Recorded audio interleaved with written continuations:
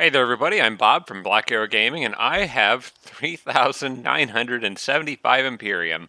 There has been an update since the last time I recorded. I think I talked about that a little bit. And the entire Empire Affinity tree has been reworked now to this new system, which I really like. I think this is a very interesting improvement and expansion on the Empire Affinity tree where each stage is essentially a mutually exclusive choice between two different things that often have mirroring but somewhat opposite play styles. I really like this, but it has left me with a lot to go through and figure out. There are some things that I do still have unlocked that have not changed. For example, I still have teleporter infrastructure. And then there are other things that have changed. So I have to go through all of this and see what I need. And I thought I would probably do this on camera just to give people a sense for what some of the new content is that's in here. So first things first, let's look at the bottom tree. I still don't need basic seafaring because there's no water on this map. Diplomatic focus I don't need advanced seeing, just making sure nothing in here is new. The only thing at the end is new. Gain more affinity per turn in the branch with your highest affinity, 50 affinity per turn in the branch with your highest amount of affinity, which is crazy. But for me, that's order, not really necessary. I'm already almost done with that tree. Excuse me. Still a lingering cough from last week. I swear. You have a cold, you're fine, but the cough just won't let go. It's nuts. The other one is get +5 affinity per level or per turn in every branch where you have at least 5 affinity. That for me would be just order and chaos, which again doesn't really help me much because these are already pretty much done. So I don't think those are worth the Imperium. So we can look through each of these and decide if there's anything in here. And the way I'm going to do this, because I only have a certain amount of Imperium and I don't know how quickly it's going to evaporate once I start buying stuff in here, I'm going to go through each of them and look for things that really stand out, something that looks really good for me. So, excuse me, my gosh. It was fine before I started recording. Of course, now I'm also always having a coughing fit.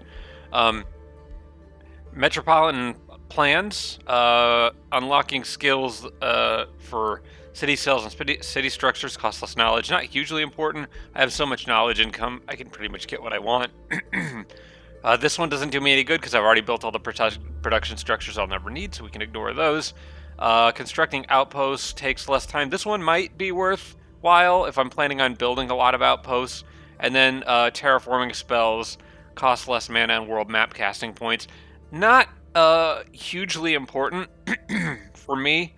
I do have some like desert terraforming spells, but I don't have a whole lot of incentive to use them unless there's like some kind of terrain that I really want to get rid of. Mines giving +5 mana income or +5 gold income. Both of these are largely redundant as I have unlimited resources, so neither is really worth the Imperium. Let's keep this outpost one on the back burner. That one might be actually good because it saves us time. I can get Binding Essence and Fragments. I have so many hero items, that one doesn't really matter because I can just disenchant. Quarries grant +5 food. This also doesn't really help me because I have... I already have essentially maxed out the size of my capital. It is technically 29 right now, I think, but it's going to grow back to 30 in no time. This one, gain 1 siege project slot, and siege projects cost less. That one actually probably is worth taking. The other one gives boost to city defense structures, building them and then giving a little more stability. This one's a no-brainer for me. I think I do want siege masters. That one's fairly obvious, so we'll go ahead and grab that now. We've got War Industry, where quarries grant more draft. Might be useful. And this one, draft city structures cost less. If anything, we would want War Industry because we've already got the draft city structures. This one gives summoning spells become more efficient. We don't really do a whole lot with summons. And this one, research skills that unlock units cost less knowledge. Again, we've pretty much got the units unlocked that we want. This one could be good. Tier 3, 4, and 5 units gain +5 hit points for each Tier 1 and Tier 2 unit in the same army. That actually is pretty good, because we already have we already have a lot of Striders running around that are Tier 2s, and then the Tier 1 and 2 units gain 2 XP per turn for each Tier 3 and 4 in the same army, so this will help the Striders level up faster. It's really the high tier units that I want to level up faster. The Striders are leveling up pretty quickly anyway, but I think this is pretty good, so unless this other one gain 3 gold per unit or units killed in combat, it does not matter. I have tons and tons of gold. So this is another no-brainer one. We take Might Makes Right. That's going to really boost our army's fighting power quite a bit. All your cities gain 400 draft immediately. This is a repeatable one. These rights, you can repeat those, and I think the cost increases every time you repeat them, although I have not tested that yet. And then whatever a new research skill is researched, the knowledge of another random skill is reduced by 25%. Again, that just kind of boosts research. I don't know that I feel really strong about either of these. This one's all right. A little odd that this is under the chaos tree, but it is what it is. Let's see. I'm almost surprised that's not under shadow, because shadow normally has more to do with knowledge. Draft city structures grant 10 city stability income. Or pillaging a province. Okay, this one's a no-brainer. We want the pillage one. Obviously. That's a huge part of our play. Your units all immediately gain enough XP to level up. This is probably one that I'm going to want, but it does not affect heroes or units above legendary rank, so I can't really use it to get exalted ranks. The other one is Destiny of War, 30 grievances against all other empires in your throne. City gets 50 gold and mana per turn per warrior involved in. This was pretty big earlier in the game, not so big now. I've got so many resources, this doesn't matter. So I'll probably just leave it unselected to where I can take this one whenever I want it. And maybe if we just have surplus mana, that could be a sync for it. Absorbing and migrating cities takes -2 turns. That's not. I think we're probably going to want this one. Yeah, raising a city takes -2 turns. Give 30 gold per population killed and 100 food per population killed in one of your cities. So that's another no-brainer one. We're all about raising cities here. This is your units gain a +25 critical hit chance. All units? Jeez, that's really good. I did read through all these, but I didn't memorize all of them. And they lose 5% of this bonus for each rank they have. Okay, so actually that's way less good, because my units are going to rank up pretty quickly, and that bonus will disappear. I think that one's a little weird, because it gets worse over time, if I'm rating this correctly. After they get 5 ranks, they don't have that critical bonus anymore. Because of that, I probably want Lawless Lands. While in Unknown Provinces, your units regenerate 15 HP per turn and gain 5 XP per turn. That one is way better. That's free XP every turn when in Unknown Provinces, which is, we're going to be spending a lot of time in Unknown Provinces. How am I doing on Imperial? I still got plenty, okay. Tier 1 and Tier 2 units gain Expendable and Low Maintenance. Low Maintenance is kind of cool, but Expendable, the unit's death does not affect their allies' morale. My units don't really die often enough for this to matter, and Low Maintenance doesn't really matter either. On this one, your Mythic units gain +5 HP for each rank they have up to Legendary. That one's actually pretty good. That buffs my what are they called? Not Dread Reapers, the Fallen Angels. Buffs them quite a bit, and it'll also apply to the Crimson, whatever they are, the Blood Exarchs. I probably want that. Let's put this one on hold, kind of like the Outpost. We'll have it on hold. I'll grab that one if I have enough after selecting through everything else. This one is a right. All your units gain the following for 5 turns: Resurgence and Martyr. That's pretty cool, but very expensive for a repeatable one at 500 Imperium. Or your units gain Exhausted Immunity. Unit cannot become exhausted from Forced March and other sources. Ooh, that's actually really, really good. I think we're going to want this one, and then I can start spamming Forced March more. I think Forced March does still... Is there something in here that affects Forced March? Or is it just unlocking it? Yeah. This also, though, would make... I think the Reckless Assault Siege Project, or whatever it is, would not bother my units either, and that can help me do extra city wall or city fortification damage. I think I'm gonna want that one.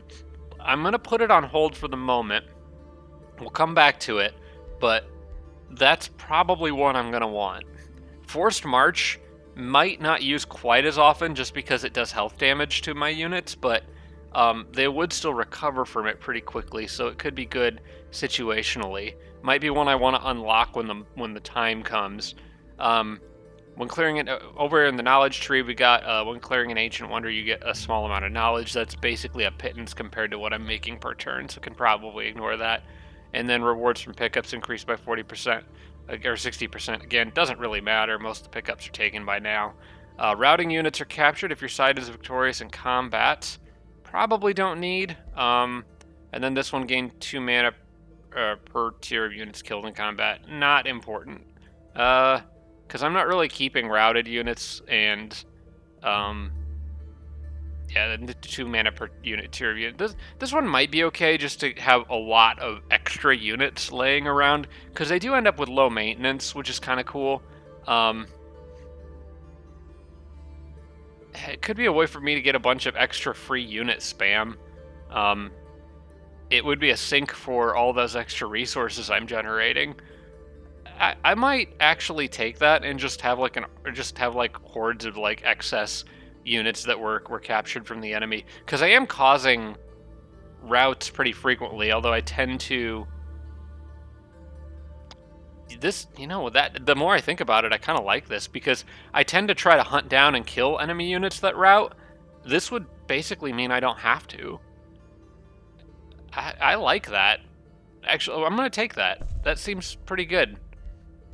Okay, and then over here in the order tree, we've got aligned relations. You gain 300 relations with every free city when alignment does not oppose yours. That doesn't matter for me. I don't care about the free cities. Destroying an infestation grants a stacking plus 20 city stability to all cities for 10 turns. My capital stability is pretty much maxed out, so don't need to worry about that either. Gold city structures cost less. I've already built them. I get a Whispering Stone, and Whispering Stones grant allegiance. That also doesn't matter because I've chosen destroyers. 4 knowledge per active wizard bond treaty or declaration with other empires. That doesn't matter. We're not doing any trading. Cities gain 10 mana for each city stability level above neutral. That's gonna be like a grand total of 30 mana per turn. I don't care about the mana. I have plenty. Instantly gain 20 allegiance with all hostile free cities. Doesn't matter. A lot of these don't matter in the order. Cities gain +1 stability for each unit tier of each friendly unit inside the city. Heroes count as tier 5, and friendly units inside your cities gain +5 XP per turn. That's actually fine. If we position units in our capital, the capital becomes happier and the units level up faster. I've still got lots of Imperium left over, so I'll go ahead and grab that one. That seems useful. Oaths of Vengeance, completing a bounty. Okay, we're not really worried about bounties, so I'm going to ignore that. Gold city structures grant 10 city stability income. If I need city stability in my capital, I could get it, but it probably doesn't matter. You gain +5 Imperium for defensive pact you have. That doesn't matter. What's the bottom part say? And the other one's alliances. Okay. So I don't care about that. Let's go here. Converting conquered cities into vassals is okay. I don't need that because I'm not vassaling things. I'm just raising them. A lot of this stuff doesn't apply to me because of my specific playstyle. Healing spells and buff spells cost less mana and casting points. And friendly army spells cost 25% less mana and world map casting points. I could see that being useful. I'm pretty sure I have some. I probably need to look in my spell book and see. And then the other one is just instantly gain gold. I don't really need that. I could look in my spell book and see if this would be useful. If I have healing spells, I don't remember. Armies led by heroes gain +5 morale for each level of renown they have. That's probably good. Yeah, because I have a lot of high renowned heroes, and then the other one benefits usage from Rally of Lieges. That doesn't apply to me, so we'll take lead by example. I could see that being useful. More morale is always good. That means more crit chance. Cities gain 10% income with the highest city stability level. That's maybe useful. That's a 10%. A percentage increase on what my capital is generating actually is quite a bit. So I might do that one. Let's see what this one. Vassals. Yeah, more income from vassals when at supreme vassalage. Not We don't need that. So I'm going to take Utopian Society. Cities gain 10% more income with the highest city stability level. Let's see what this does to my income. I got 2221 knowledge, 28754 gold, and 40,328 mana. Didn't change really anything.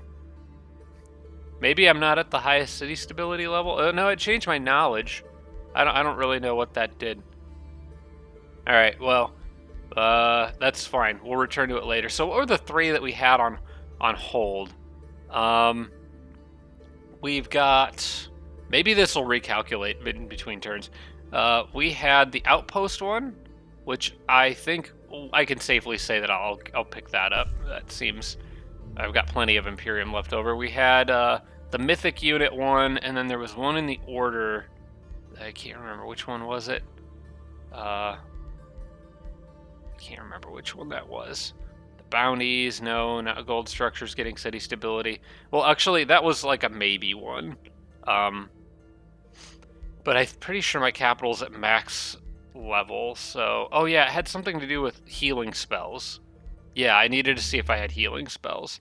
So, sorry for all that, just a lot of housekeeping we had to do this episode because of the update. So, healing or combat spells. Or actually, world... Yeah, no, it would be in here, the combat spells or the world map spells that benefit armies. So yeah, I've got Salvation here. I've got Exalted Champion, which isn't actually healing. I think it may still count as a buff. It's a buff spell that I'd have to see. That might benefit from it. Heroic Stand. Zealous Ignition is a buff and debuff spell. And Resurrect Unit, Unholy Champion. Does that... Okay, let's go back. I have quite a few that are buff spells. Not as much in the healing category. So that was somewhere in here.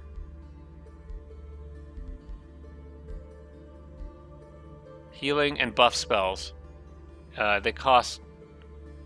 Yep, less combat casting points. Okay, that's actually pretty good for me because it includes buff spells. So that's a good pickup right there. Because I have the mana for it, or the Imperium for it, I will go ahead and take the thing that buffs my mythic units over here. And I think at that point I'm kind of good. There is some stuff worth noting in the nature tree that would be awesome for me, particularly at the end. You can get complete harmony, which each population costs no food upkeep and grants 3 city stability income, but the real kicker, your cities gain 15 max population, raising it from 30 to 45. This is nuts. This is absolutely nuts, especially for somebody like me who only has one city. I could get 15 more provinces tied to my capital. That's crazy. But I didn't know this was going to be a thing. If this was a thing when I started this game, I would have planned this whole build around it. But it's not, or it wasn't. So I have no nature affinity at all. But it might be something worth working towards. Now that I'm kind of off into new tome territory, I could potentially get this, which gets more affinity points per turn in every branch when you have at least 3 affinity. And, oh, actually, that's, you know what, that's not bad, because that would help me get down this Materium tree faster, too. Because I do have 3 affinity. I think I misread that earlier, and it said, I thought it said 5. This would help me, instead of gaining 3 affinity per turn here, I'd be gaining 8, which is more than double the speed I'm progressing down the Materium tree. And there's nice stuff in the Materium tree. So, I think 10% bonus for Throne City, for all types of income, province improvements, gain city stability. That doesn't matter as much. Gold income from production. I think it's probably more the stuff towards the end. Provinces adjacent to your cities grant 100% income. That's kind of cool. All your current... Okay, this is a repeatable one. All your current units gain +1 defense and resistance healed or maximum hit points. That one's pretty good. It's a repeating one. This second part about defense and resistance increasing does not stack with subsequent uses. So but it's still really good for all. I have a lot of existing units already, so I probably could work towards that. This one gives me basically the full like ore resources set for magic materials. That's kind of cool. Um, Special province improvements gain +5 knowledge. That or grant +5 knowledge. Not as important for me. I've got plenty of knowledge. Cities gain an additional guild slot. That's kind of cool. And produce merchandise converts an additional 75% in cities. This doesn't matter as much because I'm doing well on gold. But I do think that if I take this and then get at least a couple nature tomes, I could start getting down the nature line pretty quickly. So I'm gonna take the. I'm not gonna take this one because I'd have to get like over 14 nature affinity for that to matter. So this one makes more sense for me. I'm gonna grab that, and that'll also help, like I said, going down the Materium line faster. Or if I get one more shadow, working my way down the shadow line faster, which shadow's also got some cool stuff in it. So yeah, I think we're done with the Empire tree for now. We'll hang on to the Imperium that we've got. We're at 650. That's a healthy amount to just have on hand, and I think we've spent it pretty well. I'm actually going to drop a quick save there, just so that if anything happens, I don't have to go back through and redo that. So thanks for being patient while I work my way through that. Let's get back into the gameplay here. So we've got orders required from some of our random extras. They're going to just chill in the city for now. In fact, all these units can basically chill in the city for now. They are leveling up pretty rapidly just from, well, maybe not. I guess this guy's a legend, but they are at least getting XP per turn from just standing in there. So that's good. Protective boots. We just made those. Did I already equip them? I probably did. I think those were for Genghis Khan. Yes, and I've equipped them, and I believe I've already ordered up my X item, which is a shield for my cleric. Okay, so we can go to the next turn. I wonder what went on over here. Looks like blue got beat up a little bit. Had his quarries pillaged. Oh, it must have been the, these cataclysm things. I've still got leftovers laying all around that I just never bothered to deal with. Oh yeah, I had comments to go through for this week. I guess we can talk about that while it's cycling through the next turn. From Chris Lighthawk, hero item selection menu can be sorted by simply clicking tier. Just a little UI thing, but yeah, I keep forgetting about this. If you go to the heroes and you want to look at their equipment, you can actually, like this guy, you can click this and it'll sort items by tier, putting the tier 4s at the top, or you could do reverse order. So yeah, oops, keep overlooking some little UI things like that. From Chris Lighthawk, also the wonder northwest of my capital is clear. The AI who owned it was defeated, so it's just sitting empty. That's why that would be this altar of you know what, I should have grabbed that on the last turn. The altar of devoration, so I can just take that. It used to be owned by the dragon that I can't pronounce his name, and the electric dragon. When he died, it just became unowned, so it's just sitting empty. From Terry P1's observer mode, toggle with O can make it easier to track enemies sneaking into borders during AI turns, so I can just hit O. Observer mode is enabled, and oh, well, then I see units moving around. Just in time to get attacked. Alright, this doesn't look pretty at all. That's some good units in there. Alright, let's see how the auto combat handles this. Odds are I'm probably gonna have to do this myself.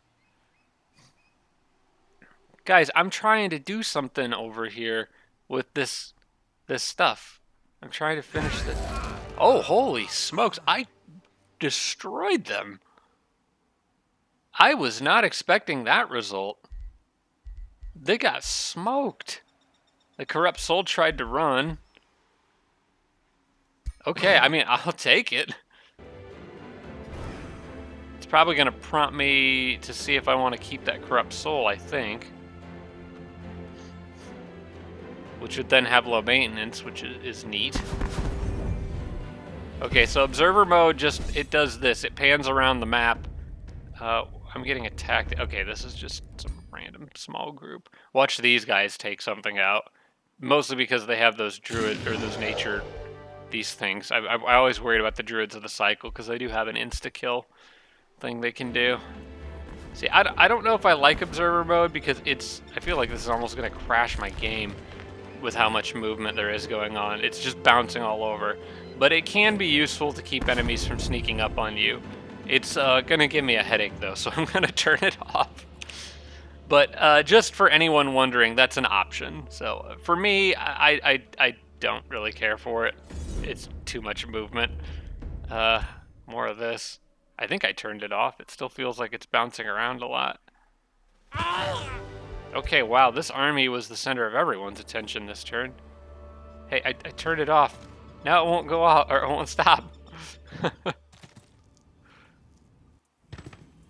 I think it also might make turns take a little longer because I think sometimes when units are moving off screen, it doesn't even do the movement animation for them. It just instantly moves them.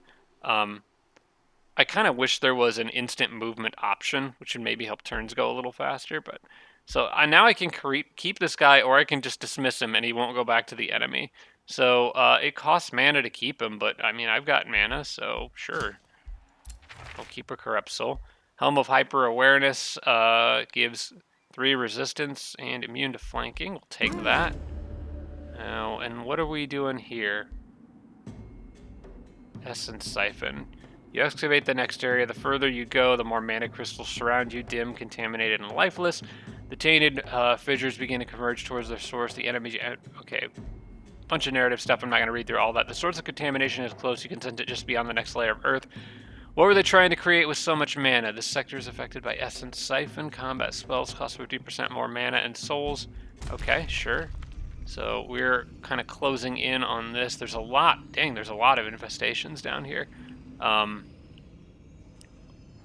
Okay, first off, did I actually... There we go. Observer mode is now disabled. Okay. And then the other thing from Terry P1S, just one last thing before we continue playing, did ask me to discuss my troop constitution and fighting philosophy for people who struggle with doing combats manually. I don't really know how to do that concisely, to be honest, but it may be something I might try to do during a battle. I think it might be easier to explain my thought process, maybe behind some of the more simple decisions I make with like basic army positioning and how to avoid losing units, that kind of thing. I'd maybe don't elaborate on that enough during my battles sometimes for people who are maybe still trying to kind of learn how to fight efficiently against the AI. Just bear in mind that everything I do, a lot of it has the backdrop of me taking advantage of how I know the AI works. So some of it just comes with the experience of knowing what to expect out of the combat AI in this game. Let's go ahead and drop another quick save here, and let's see what we can find. So we just got a lot of fractured infestations to punch through, and then maybe some of these things that I have to deal with. How difficult do these battles look? I might not even need to take out these fractured infestations, but I think it might be these things I need to go after, but I don't really want them sitting here spawning stuff either, so I probably will just attack them. Is there any... Okay, that one... I can't attack an isolated stack. These guys are all very high ranks, right? These are all the non-faithful units. Yeah, okay. So I'm going to have them go ahead and take this group here.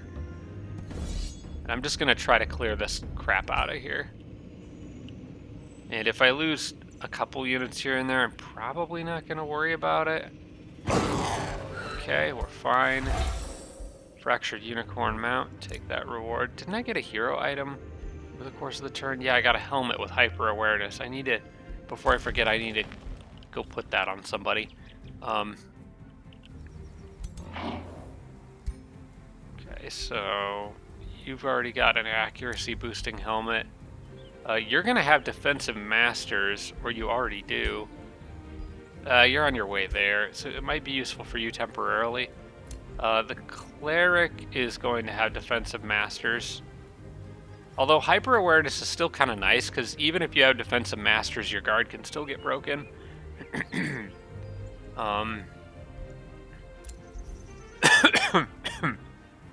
The Ritualist shouldn't be in combat enough for it to matter.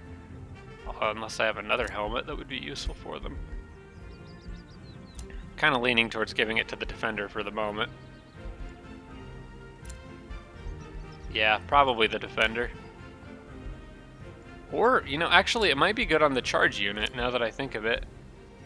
Yeah, he's just got a +3 defense. This gives him a lot more resistance, and being immune to flanking on a charge unit's pretty nice. He'll never have defensive masters. Yeah, I think I'm gonna give it to him. I mean, I think you can go down this line and get something that's similar to defensive masters. Yeah, if your hero uses a charge attack after moving they enter defense mode. But I still think it's overall better on a charge unit to have something that makes you immune to flanking. So I'm going to take that, and we'll try to remember to give that helmet to somebody else on the next turn. Okay, so we found all these fractured infestations from digging. I'm gonna move you here. I'll move you here. This looks like a group we can take by themselves, so we'll take advantage of that. I might want to plop an outpost down here, but I don't know if I can. I don't know if I can in this fractured territory.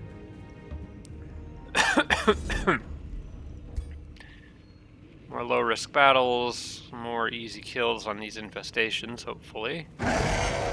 Okay. Now, it might be worth backing off and letting this army patch up before we take the rest. Vengeful Blightbringer. Another shield. I'll take it, but I'm probably not going to use that. Let's go ahead and get these guys back topside to heal a little. We got 2 of those infestations cleared out, so we'll come back for the rest of this. Oh, I kind of split up a little too much. Didn't mean to do that. Forgot they were almost out of movement. Okay, we got our new outpost set up over here. I want to get the work camp up probably first for the teleporter. Do I want that or the outpost? Let's see, if I do that... See, I was planning on putting a city... I think I was planning on putting a city here.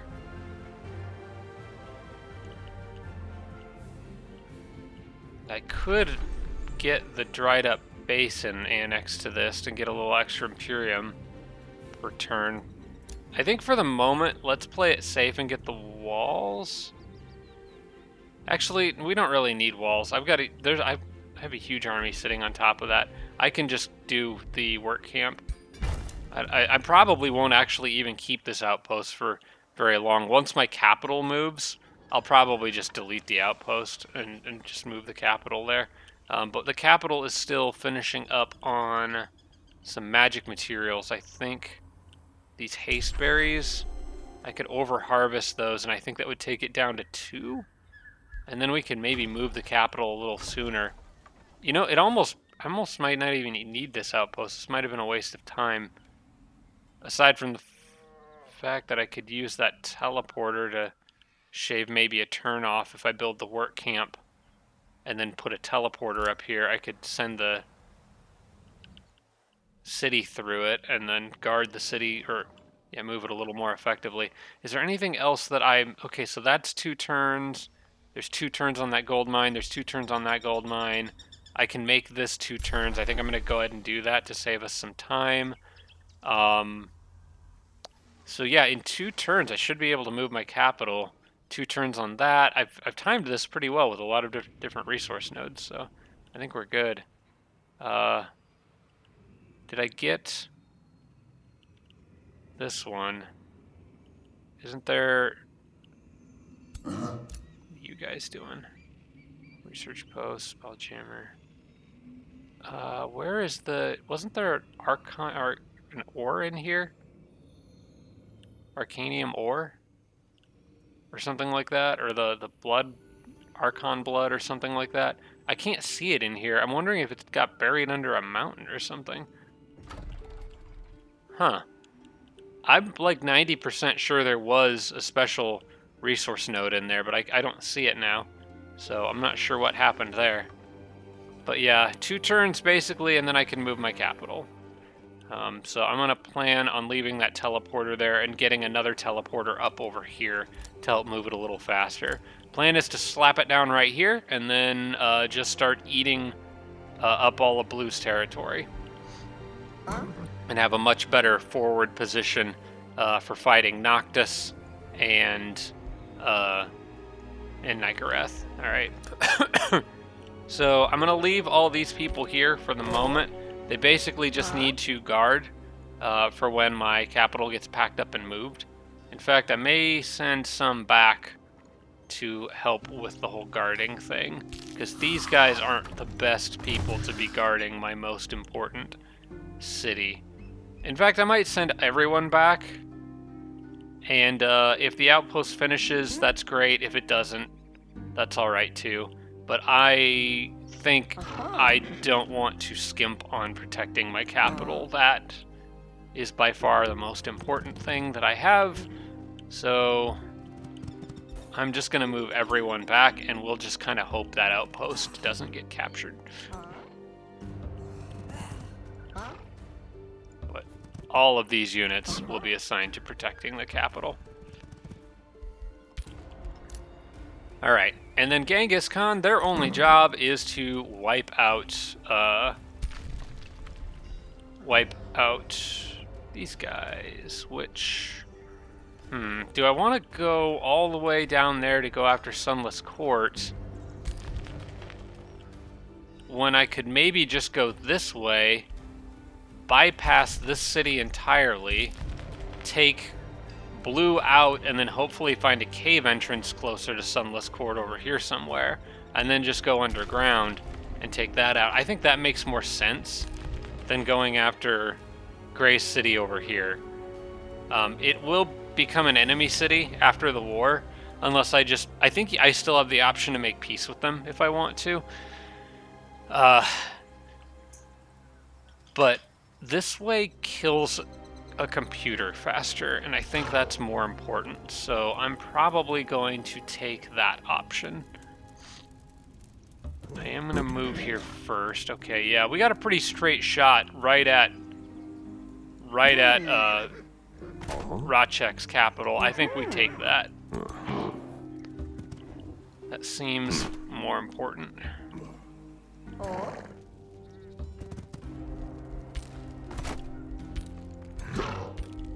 Okay. But yeah, Genghis's army is stupidly powerful, so I don't think anything is going to drop any of those units. They're wildly powerful. And I'm glad I managed to get that Balor from the end of the Chaos Tree before the patch changed it, because you can't get these anymore. Does he still have power from Slaughter? Is that still a thing? Yeah, he still does. Yep. Alright, cool. I'm glad I got that in time. Let's see, we're just exploring the underground with this guy. Looks like an enemy city-state down there. And we got all this crap, including the Corrupt Soul, who is just gonna be an extra unit that I don't really have a specific plan for what I want to do with him, but... How are you guys all doing? Man, they're in surprisingly good shape after everything they fought. Yeah, they're still crap trying to kill me. I don't know, buddy. I guess go back to my capital. You're basically just an extra unit at this point, so... Yeah, if you can make it back, that'd be great. I don't know if he's worth keeping around over other units of my own race that could be getting XP. Probably not. So I think I'll probably treat him like those other extra undead. Does he count as undead? Is he technically an undead unit? I think he is. Yeah, he is. So that's kind of cool because I have some bonuses for them. Undead Resentment and Pure Flame Staves. So he's going to spread Cleansing Flames, which is a little weird. Yeah, I think I'll just send him back. Hopefully he makes it. Good luck, pal. And then I'm going to try to wrap things up with these guys over here. This is a safe battle, so we'll do that.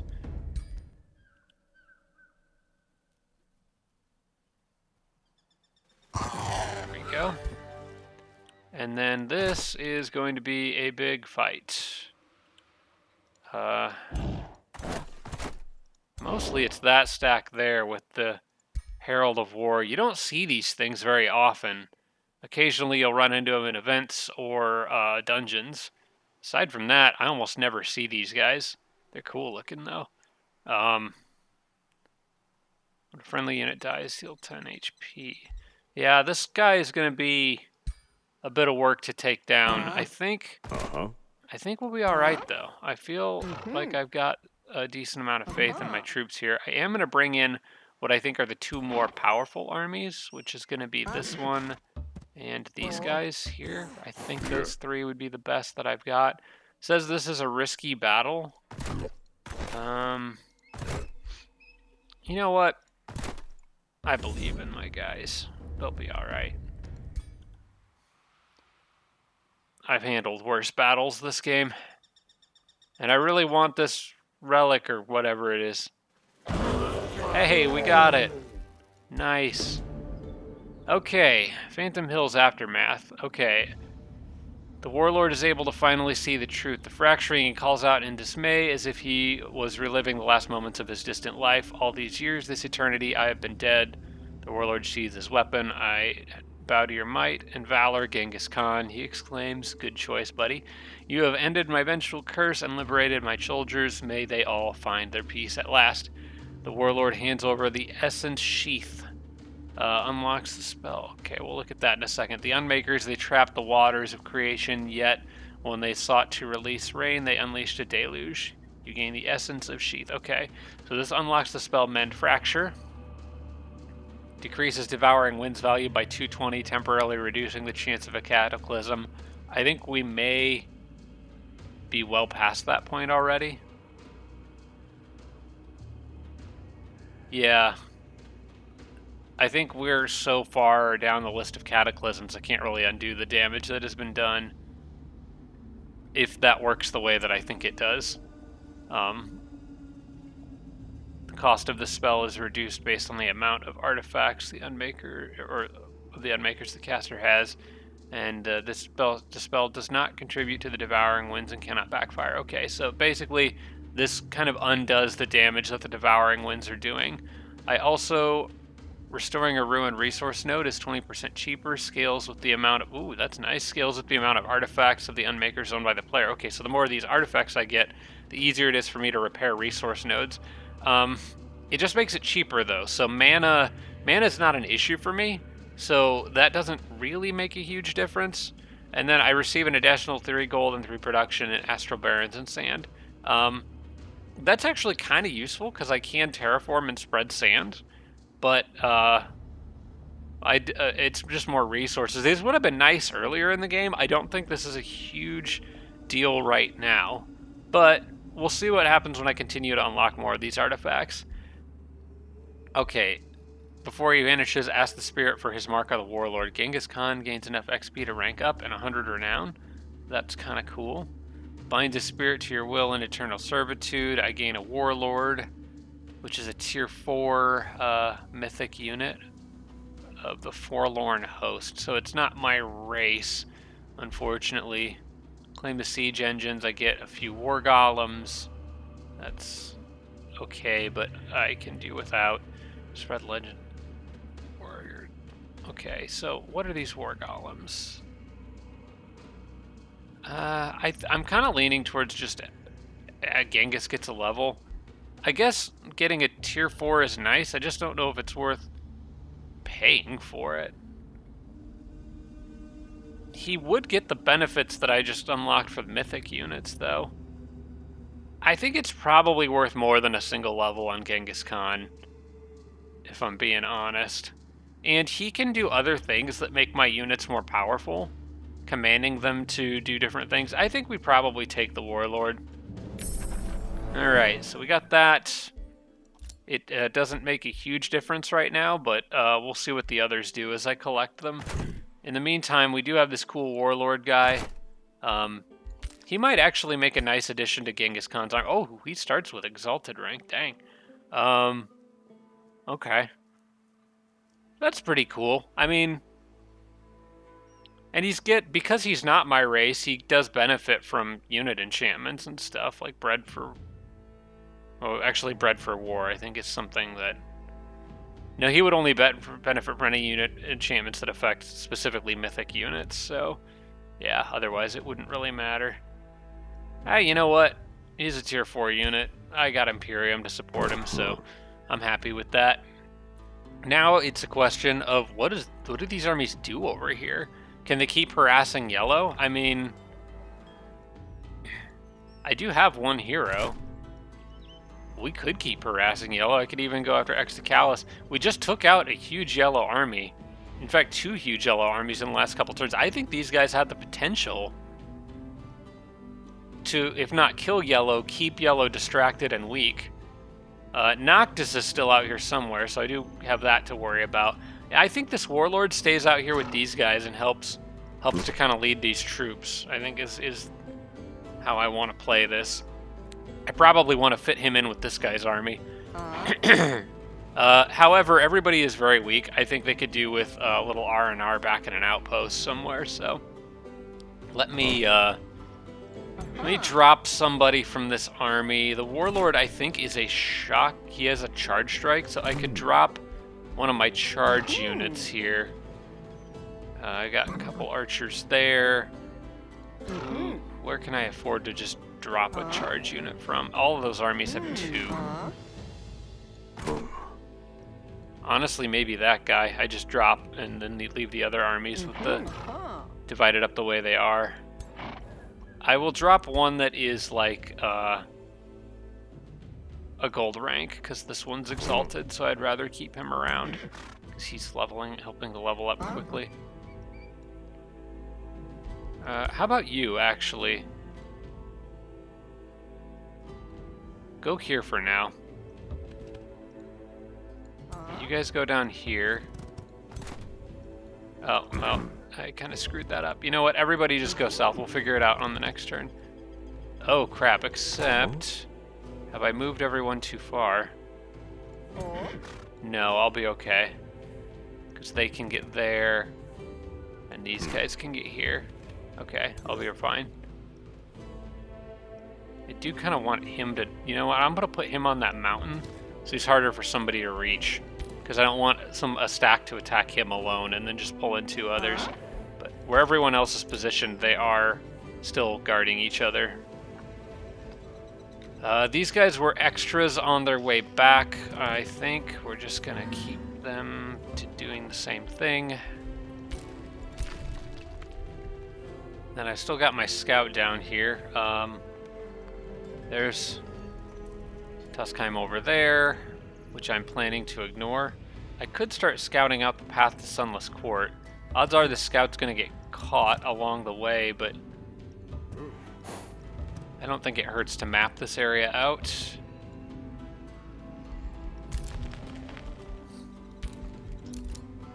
And then I got a work camp for this outpost. I could throw down a teleporter over here now. And I probably should. It's either that or I take the Serpent Cavern, but I think the teleporter makes more strategic sense right now. Heck, actually, I could put it there and claim a big chunk of territory. I could also cast a spell to turn this all into sand. I kind of like that spot. Fairly forward-facing. It'll help all those armies that are injured heal faster this turn. This one doesn't need healing, so that works out nicely. I think I'll just take it there. Yeah. And then I'll try to turn this into sand or something next turn. Although, honestly, I don't think the Astral Barons really hurt me that much, because I don't have a lot of units that rely on... yeah, the Fairy's not healing, but I guess my Fallen Angel isn't healing either. Yeah, I probably do want to clean that up. But I got a quick way to get out there now, which is good. Genghis Khan I can make the ruler statue now. Never did build that. I don't know if it does me any good other than respawning the ruler faster and being able to cast spells from the void, because I don't have any allied empires and free cities with supreme vassalage, but I guess there's a nice little backup in case I need it. Or there's also the War Foundry, which is basically draft with bonuses for quarries and mines adjacent, and helps out construct unit production. I think I'll probably just keep conducting research. I'm going to be moving that city pretty soon anyway on the next turn, so actually 2 turns. Well, actually no, next turn is when I'll move because I do finish everything that I was working on because I don't think the city packs up immediately.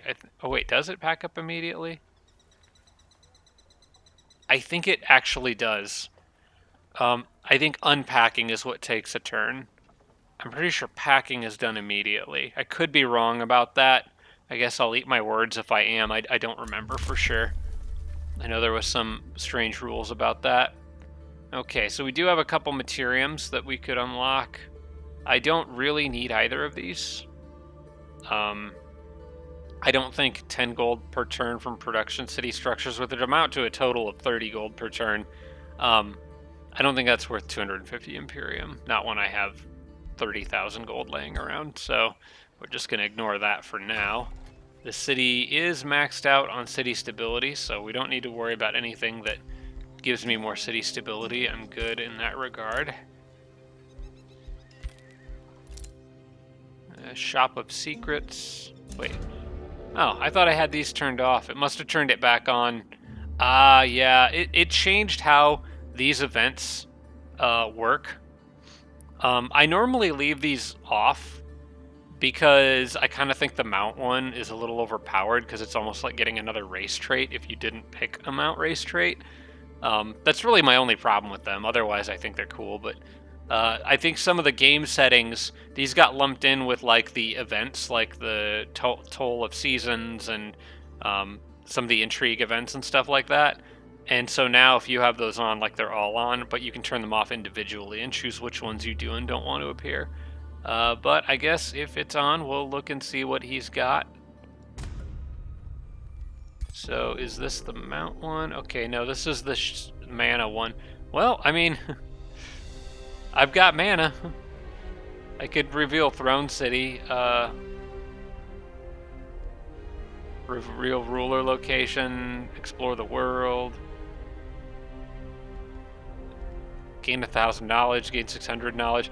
I could spend all that mana and get less knowledge than I generate in a single turn anyway. But, I mean, I have 40,000 mana, so I'm gonna. Like, why not? Oh, that just bought both of them. Okay. So you don't buy them individually. Is there a point to revealing throne cities and ruler locations? Exploring the world? I could probably explore the world. Why not? This will reveal the full world map. Okay, cool. I don't need to explore anymore. And then I'll just reveal throne cities. Oh, I choose which one I want. Okay, is there anyone who I don't know where it is? Noctis, probably. In fact, I want to see Noctis himself and his throne city. Okay. Oh wait, I just revealed the whole world. I would know where everyone's throne cities are. That was just me throwing away mana. This, however, is worth knowing. Okay, so Noctis is out there. Not really close to anything. Alright. Well, I didn't mean to have that thing on, but the update turned it on for me, so may as well make use of it, because I'm sure the AI will make use of theirs. But now I know where everyone's capitals is. That'll just help the end of the game progress faster, because I think we're kind of getting to that stage. Eternal Battlegrounds. Okay, so found a bunch of stuff. Well, knowing the layout of the underground is definitely useful. Now I can see all of it, which should include cave entrances, notably, which will help me know if I'm making the right decision with Genghis Khan. I'm actually not seeing any cave entrances outside of Tuskheim. I might need to go underground with him where he's at. There's one up there. Oh, notice the one up here doesn't have the little mark floating above it. So I haven't actually seen it yet. Okay, there is one right next to Sunless Court, so we're fine. It pops up right there. So yeah, we can still, yep, we can continue with that plan that I had. Alright. Well, full world map revealed for a pittance of mana. I guess I'll take it.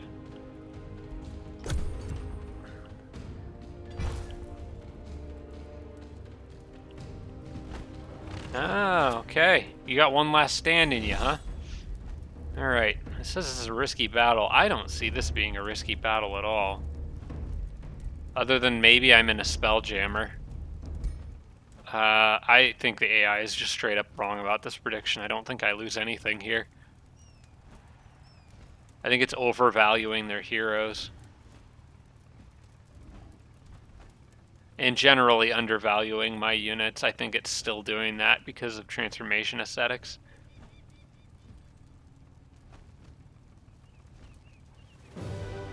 Huh. Alright. A little odd. Was not expecting to lose anyone there, but lost my leader. And a couple other things. Okay, okay. You got my attention.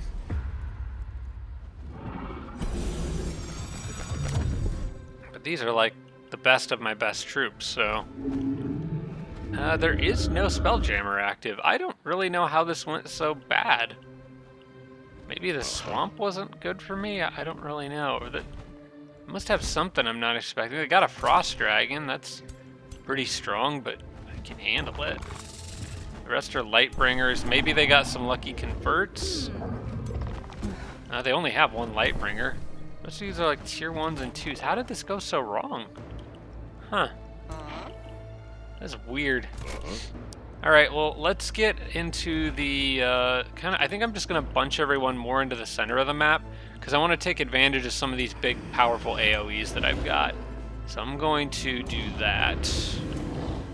Man, these 3 units alone right here could absolutely mess up a concentrated enough bunch of units.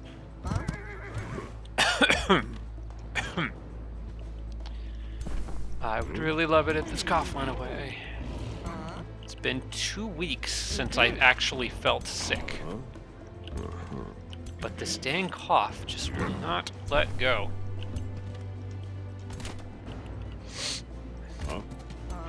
Maybe the AI just like struggled with getting the units all kind of together because of the swamp slowing things down.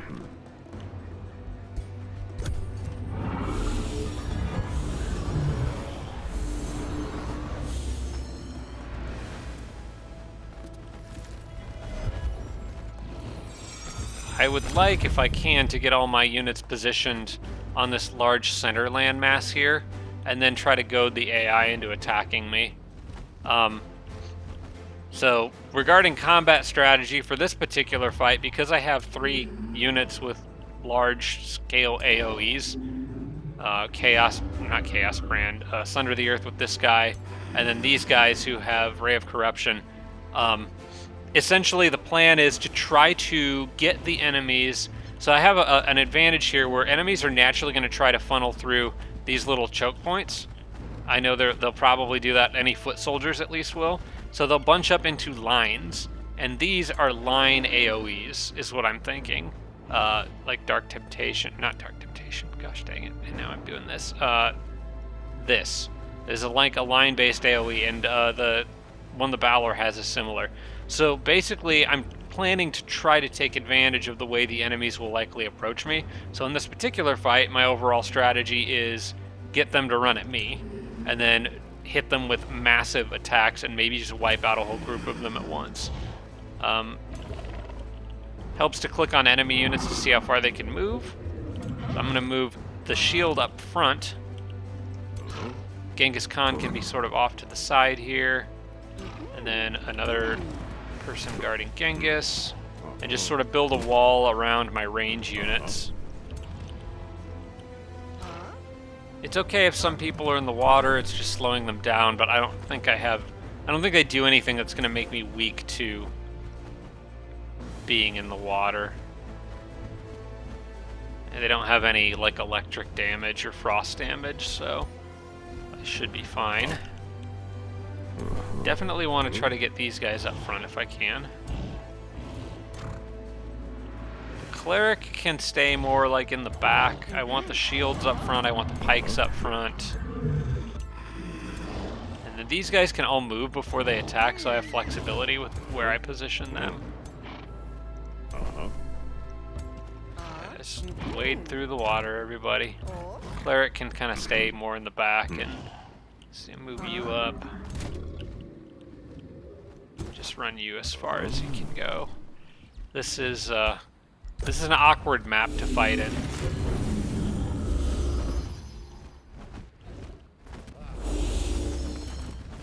Alright, not really having a lot of luck tricking them into charging yet, but if I can start hitting them with some stuff, I might be able to.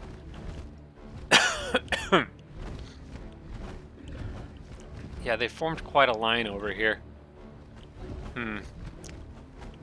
If I can position my units correctly, I could actually kind of just defend that waterfront.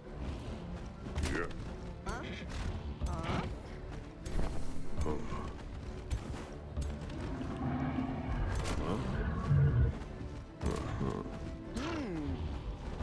Yeah, let's do that.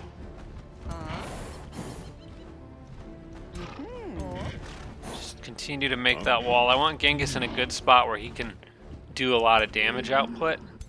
Can leave these guys more in the back. Position pikes up front. Healer somewhere in the middle, giving his ward buff to everybody. And just basically more melee up front. Something like that. Is there anything that I can do to get them to run at me? I think I might go ahead and trigger Tears of the Crimson Sovereign now, just to give some random enemy units bleeding and gain fortune on some of my own units.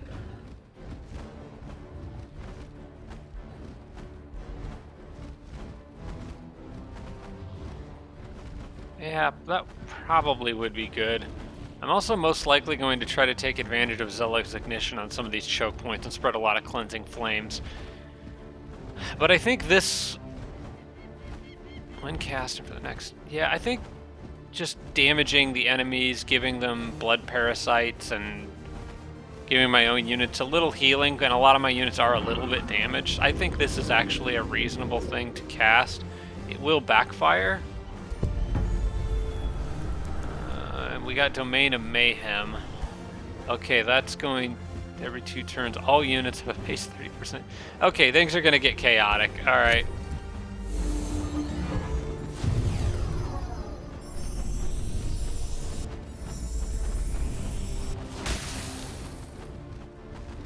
We're going to have a lot of Berserk units. Okay. Oh, and the leader herself is over here, so I'm going to try to kill her as quickly as I can.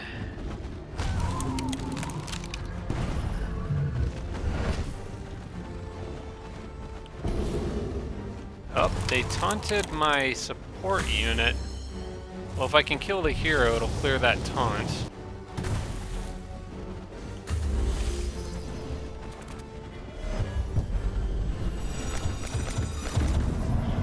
Okay. So the most important thing is probably killing Tano over there. Genghis just barely can't reach her. What's her defense looking like? Not a lot. Not very strong.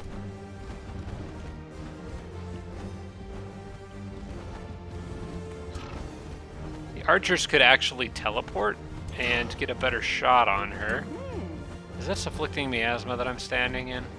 Yeah, it is. That's too bad. A lot of status effects on me. If Genghis moves to here, he could avoid it and still shoot at Tana with 2 shots. So I'm probably going to try to set up for that. This guy, I might want to run through and just absolutely clobber her. I think he's got the health to do that, so what we're going to do is move you here for the moment. Then I want to move this guy through that bush. I might even trigger sprint on him this turn. We'll see. I want to get Genghis to here to where I can shoot at her. I don't have a great chance to hit her.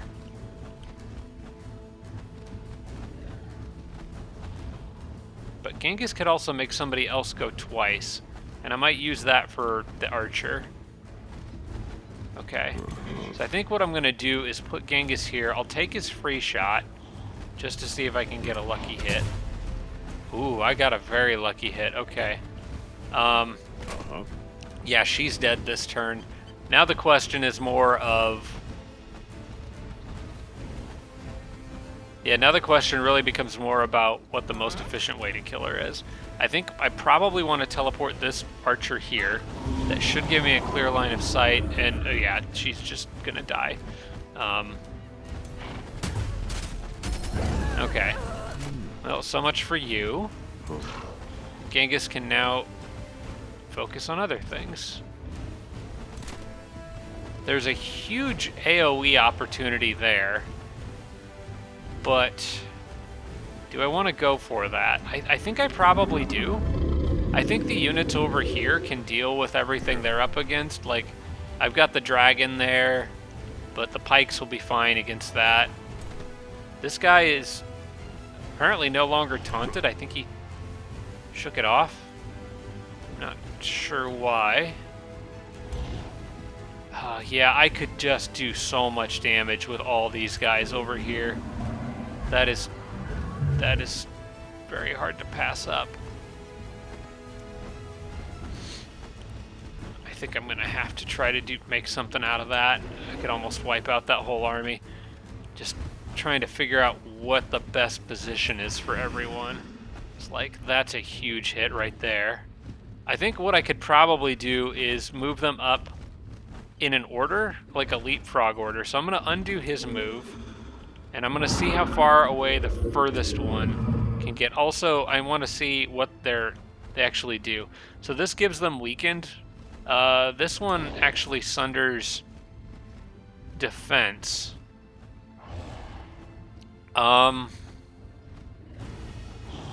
sundered defense doesn't really matter for Ray of Corruption, so I don't know that it matters a whole lot which order I do this in, but the Balor is furthest away, so I'm going to have him make the initial move here.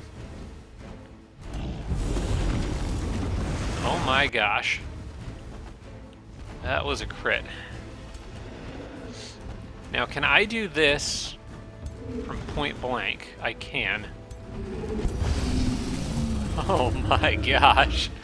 These guys are just melting. This is beautiful. Okay, and then I could... Let's see. Do I want to try to... How do I want to try to finish this off? I mean, I could move all the way up here. What's the angle that this shoots at again? It goes one in front and then one off to the side. So this would be a good angle for it. So go one in front and then one off to the side, and I could catch him in it. I wouldn't get the archers in the back though. I think I'd rather do... I might do this. Because that weakens the wyvern and hits one of those other archers. I'll do that. Oh my gosh, they're all routing. And I don't need to chase them down either because I got that perk. So I just need to worry about this dragon off on the side here. Now he'll probably just fly right over my pikes. But I can try to punish him for doing that. So... I'm going to position here, and I'm going to charge in with this guy, most likely.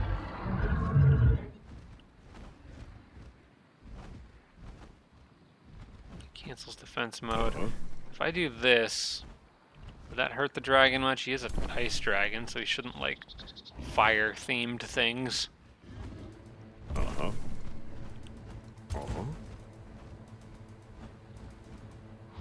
I don't know if I want to attack the dragon or the hero.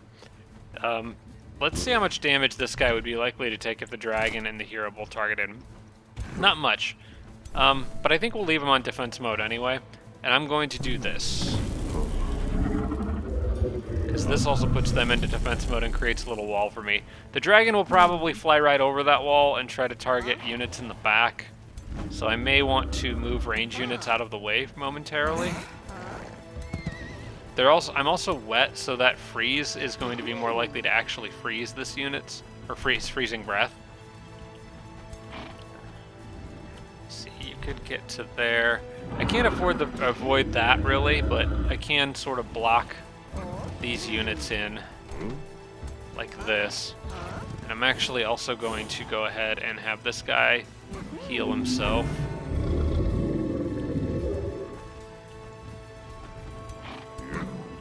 And Genghis still has a move.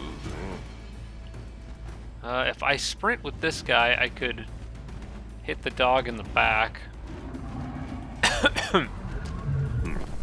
And then hit it in the front with them.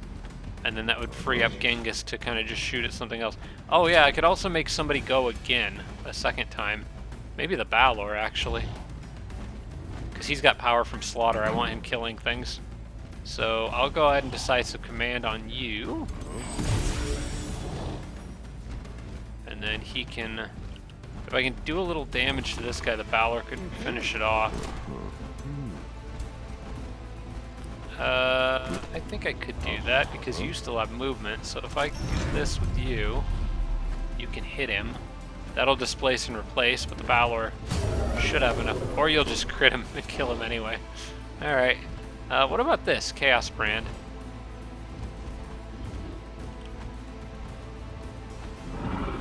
Oh, this could be fun. Alright, I'll just Chaos Brand this guy. Ah, freaking slip away. Okay, never mind.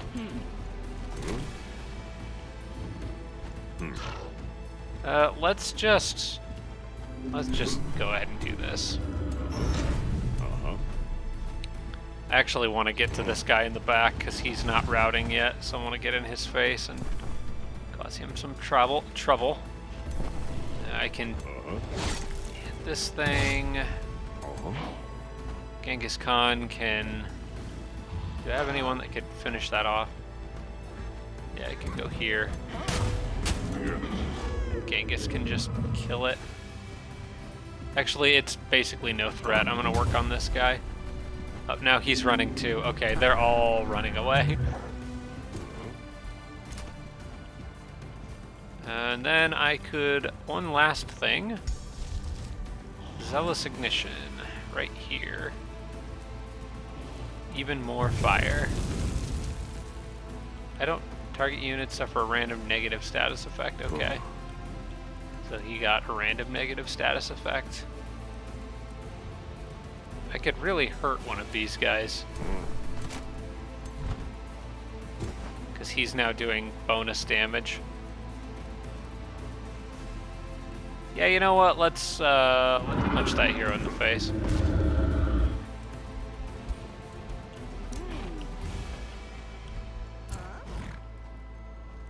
See, and my cleric. You know what? I haven't popped this yet, so let's just do my battlefield-wide healing. Oh wait, I can't because she moved on this turn. Alright, that's fine. I can cleanse. I can do this and heal somebody.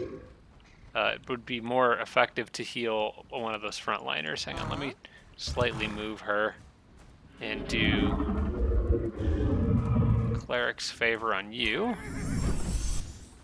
And then she can cleanse this guy, get rid of all the status effects. Okay.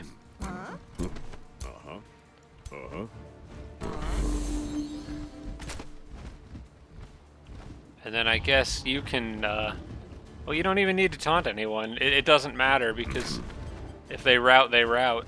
Honestly, there's no reason for me to chase them down anymore. It's gonna take some getting used to. Because if they rout, then I choose whether or not I keep them. And if I don't, they just disappear. I sure hope I'm understanding that correctly. But I guess we'll test it here. Just realized that 3 of the units over here are heroes. Holy crap.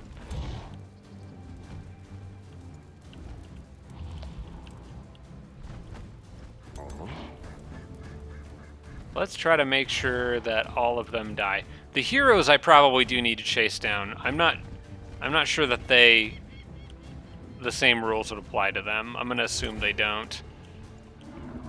So yeah, we'll let them all run. And I'm just gonna try to deal with this situation over here.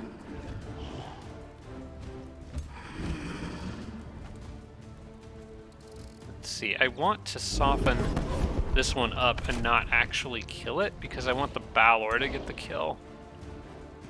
But he's a little too far away.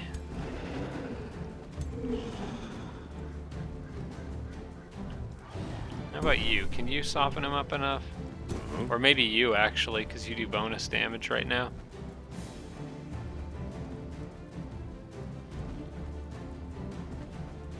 That would do a knockback combo. You know what? This is fine. And then I think the Balor can finish from there. Yeah. Oh my gosh, the slip-aways. The Balor's not going to get any kills because everyone keeps slipping away. Alright, well now I need to just kill him. Where's Genghis? There you are. You have a pretty poor chance of hitting him. How about you just do your mana starved thing? There you go.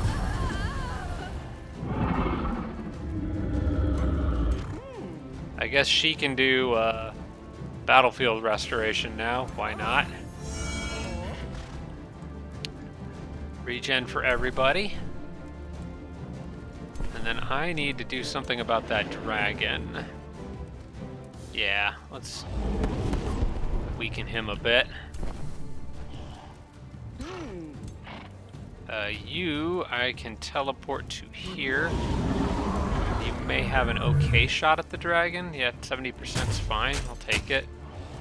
And then I think I can actually take him down.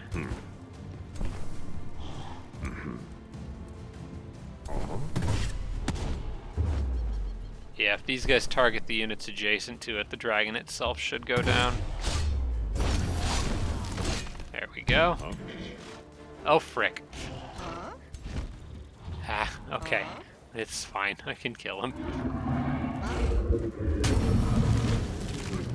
I just need to start assuming that everything has slip away. I'm gonna go ahead and maybe heal somebody here, just to prevent their HP from dropping any lower, more or less. And now here come the blinding sandstorms. Oh, this is a mess.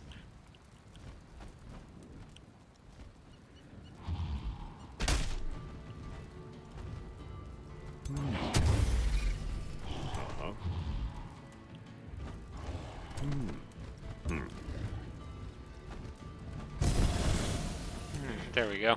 It just now occurred to me that when I did that big AoE earlier, I should have probably tried to arrange it so the Balor was the one to finish off that big group of units. Okay. Well, I'm just gonna shoot you. I don't have anything else to do. Oh, that was the one I had the Chaos brand on. Okay, I think I'm just gonna end this turn because I can't finish that hero off, so... Hopefully I can get it to where the Balor can. And I'm going to check and see if he has slip away this time. Hey, I thought you guys were routing. What are you doing? Okay, do you have slip away?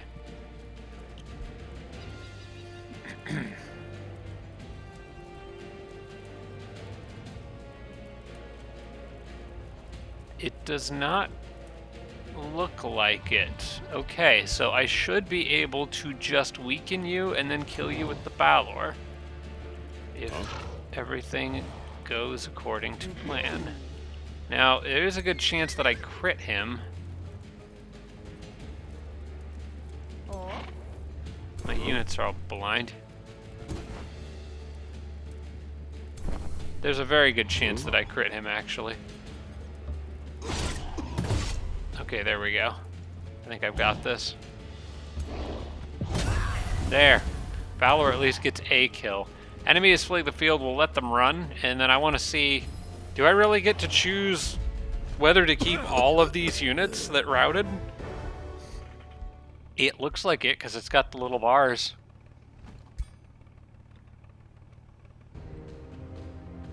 It'll probably pop that up at the beginning of my turn. Yeah, no reason to lose anything in a fight like that, man. They just got smoked.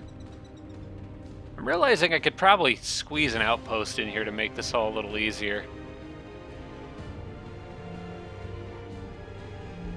Maybe on this tile down here and then extend it up that way. I think that would work.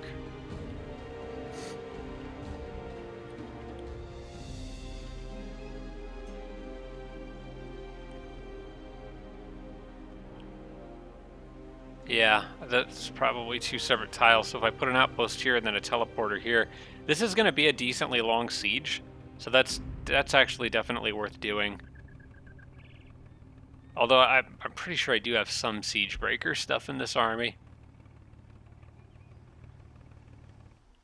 I think that's got to be most of what Tana had left. So my big question now is what does Racek have? I think it's been a little bit since I fought him heavily.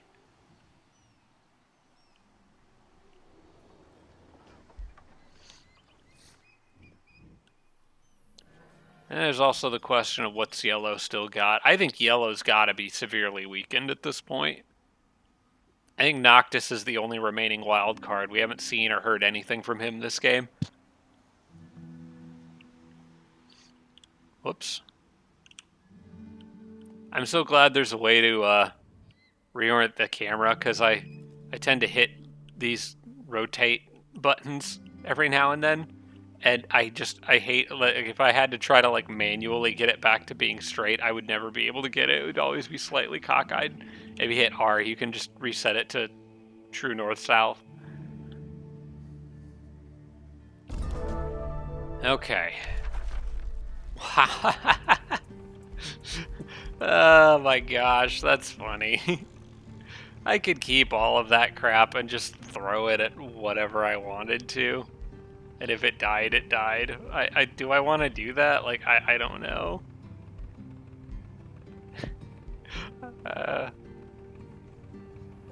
How much money am I making? Like, I don't know that there's a reason not to. Like, it's free units that I can just throw wherever. You know what? Yeah, you all get to be a part of my army. Congratulations. That's hilarious. I think that's just absurd. It's so funny.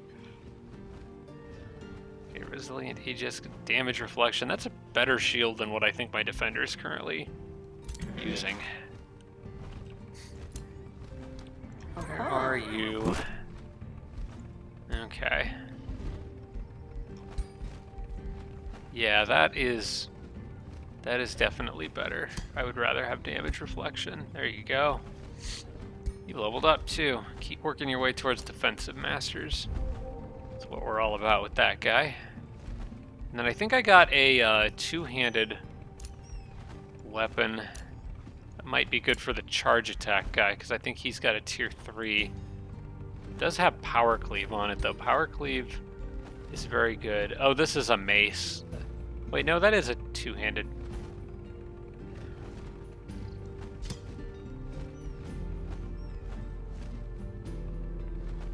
Bleeding. Okay, so it is more damage, but he loses power cleave. I don't know how I feel about that. This one's going to be a higher damage output, but so I got 26 and 19. This one would bump it up to 27 and 21 for a total of extra 3 damage while losing power cleave. I don't know. I think I would rather have power cleave. I think it's generally more useful. I think I'll keep that option. Okay, I think we are good on all of that. I'm going to close that.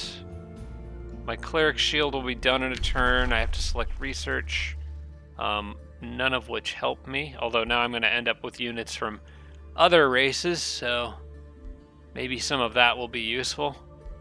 I guess we could just get the enchantments. This doesn't really matter at this point, so I'll probably just take, like, that I can do in 0 turns, so I'll just do that. We could get the Temple of the Exalted. I mean, this doesn't hurt. Bred for War is a minor race transformation. That doesn't really help me with anything. I could get tuning kits and overcharge support units. It only works on constructs. Affects units of this type, support units. Oh no, it gives the support units the ability to do that to constructs. Okay. I don't have constructs, so it doesn't matter. I guess I'll get the Temple of the Exalted, since that at least does something for me. Okay, and then I guess it's onto these armies to push up north. So I'm going to drop this guy. He's going to go back with that Wraith. Hopefully not get picked off along the way by random infestations and stuff. That could actually very easily happen. I probably shouldn't. I should have used the teleporter. Why am I sending them out that way? I have a teleporter right there. Okay, well, what I'm going to do is I'm going to put this guy with this army. And then I'm going to move the warlord guy with this hero who's kind of building his own death stack over there. There we go. And then I can attack these guys, and then I'll have enough movement to move back into friendly territory, and we can just bring along all these random extras. We're just gobbling up XP as we go and getting stronger every battle. And I just want to make sure everyone's got room to get back in friendly territory after this. So, one of these armies is very beat up. I would rather have... Yeah, I don't really want you involved in this. There we go, that's better. I think I just got the Blood Exarch ready to cast too. I'm not going to use that, we'll just disenchant it. Yeah, Blood Exarch's ready to cast. I might send that out near where my Ritualist's army is. She could use a nice, big, strong Tier 5 unit. Where are you? Actually, she's got some pretty good units in there already. But the Blood Exarch wouldn't hurt.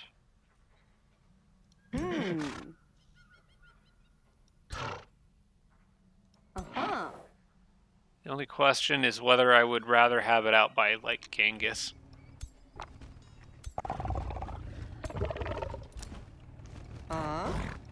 Those armies are all pretty stacked as they are. No, I think those guys are good. I would rather have this more where it's more heavily needed, and I'm kind of thinking her army makes the most sense. I'm just not sure what unit I want to give up from it. So I've got a shock unit, I got a polearm, again, army composition here. I could probably drop this guy, because that's another shock unit, and I already have one in the Undead Titan. So, yeah, we could drop a shock unit, and these armies are looking a little heavy on the lieutenants. Could probably drop one of those and put that Tier 3 shock unit into it. Actually, this army's looking pretty heavy on the archers. They could use another melee. Let's send this archer home.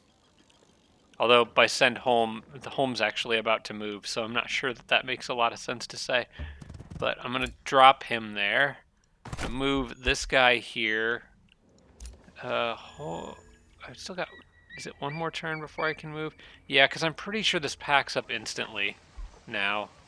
So I'm going to...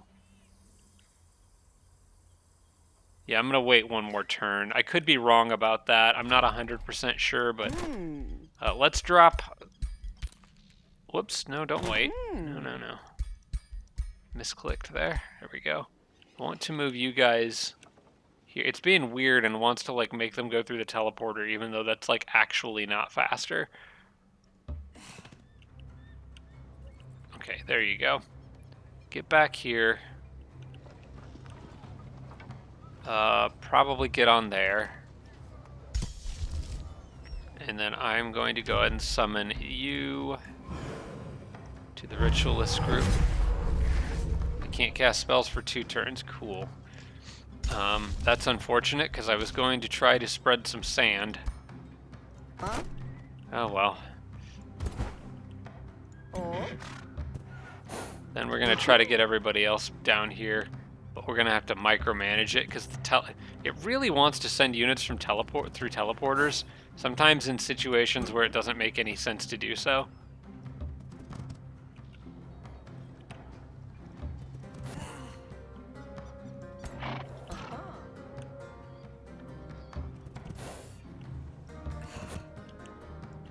I wish it wouldn't do that. Yeah, just take the roads. My gosh, just take the roads.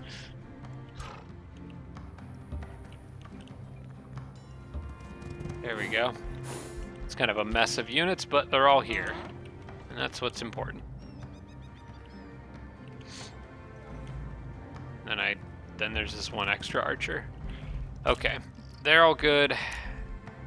These guys need healing. They're actually healing faster outside of the borders of my borders.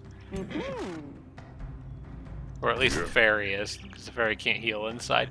Part of that's because this guy's helping them heal, so the others wouldn't get as much out of it. I'm gonna put you here and put you here. And you guys just chill for a bit. I do want them to push yellow, but I don't want to overextend. Alright, and then I got this mess up here that I have to clean up. I don't know what to do with all these extra units. I'll probably just send them off to raise things somewhere. Is there anything they could go harass?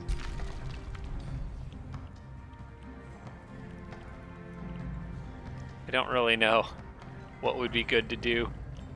Probably trying to knock out spelljammers would be ideal. I don't really want to just feed them to the enemy and wind up giving the enemy XP, but I could go, you know what, let's siege this teleporter. Pillage this province improvement, yeah, do that. And you guys go with them. In fact, I could pillage the Doom Depth Trench at the same time. And my unit should gain health from doing that. I want to take over this province, because I can't put an outpost on either of those, because they're directly adjacent to the city. So I just need the cleric to step off here, build an outpost, and then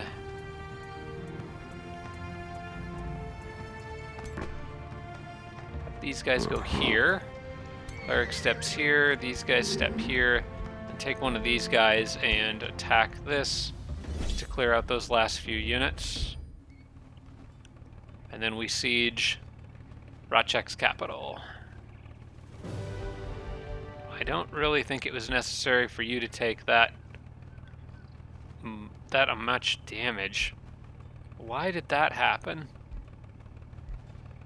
I'm gonna do this myself. I don't really know why that guy took so much damage here, but that's going to be a lingering problem in future turns if I don't do something about it. A lot of swampland out here.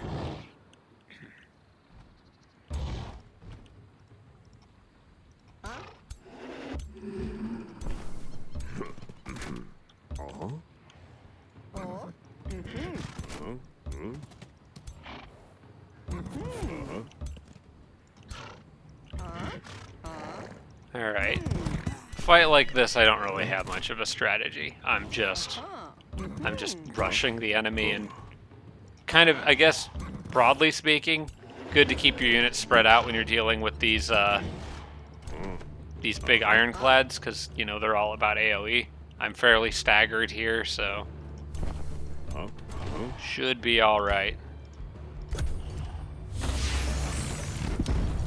He is gonna come in there and do an AoE. Alright, that's fine. Holy smokes, holy smokes! Oh, my poor cleric. Okay, this didn't go any better. I didn't realize that much stuff could reach her. I almost lost her. That would have been terrible. I mean, let's make sure I don't lose her. Well, now this is all just a big waste of time. I'm gonna go in here and set fire to those guys. I need to try to get her out of there and get her patched up. No risky shots with the archers right now. That would be bad.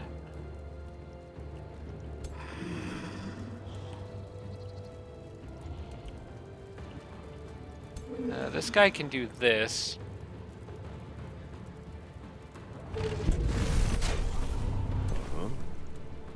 Just weaken all of them. I should be able to get...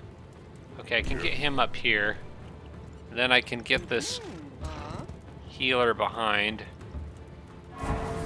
Why does she... I don't know. She just took a frick ton of damage there.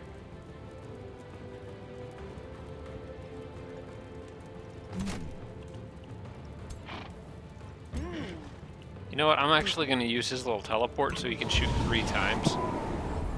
And Genghis is probably going to help him shoot even more. Or actually, I could... If I can get this guy... Oh, if I can kill him... Oh, it's a berserker, though. I can't kill him. Wait, I don't want to trap her in there.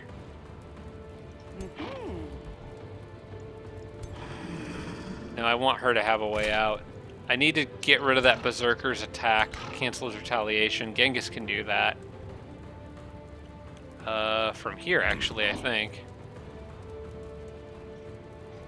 Can this cancel retaliation? I thought it could. It used to be able to. Maybe I got the wrong upgrade for it. It doesn't look like it will. And I don't really want to trigger Draconic Rage on it.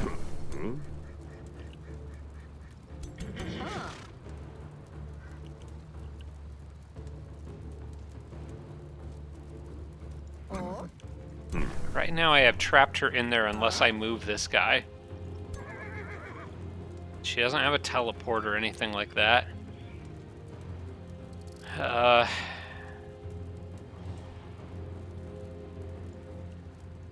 need some way. Okay, hang on. There may be another option here. I see it. I see it. Okay, so what I need to do is Genghis needs to move up. And do this. Let this guy move. He draws the retaliation attack. Or he doesn't. Okay, I guess those guys don't have one right now. Well, in that case, I'm going to back these guys off.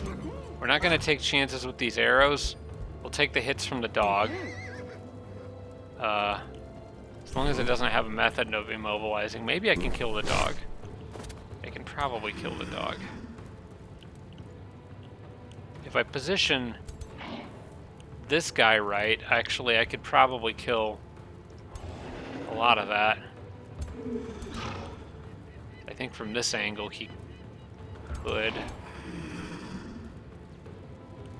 Yeah, I would get the dog. This doesn't hurt friendlies apparently. So I'm gonna do that.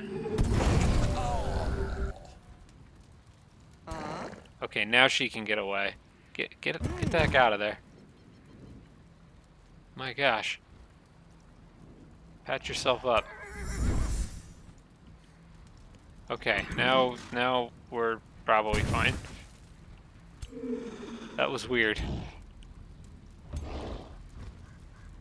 The chaos brained you.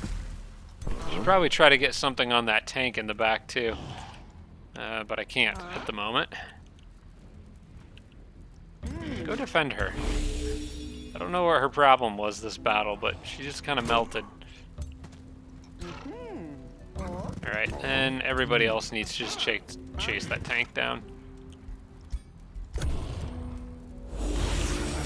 I guess what probably happened is the tank came up, hit her with a powerful shot, broke her guard, and then there's just too many other charge units that were in range to reach her.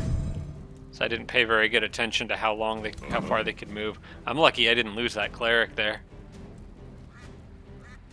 Okay, now we can pick off the rest of these guys. You get that kill.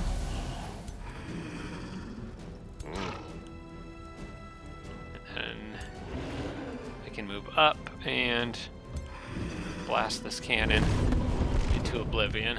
Yes. Huh? Huh?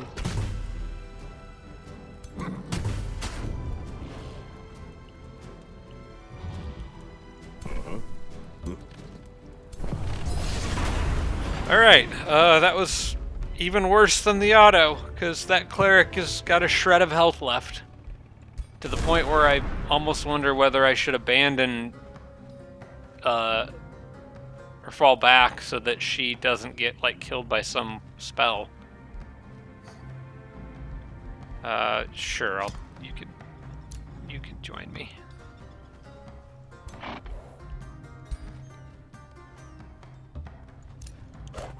Go down there and help them.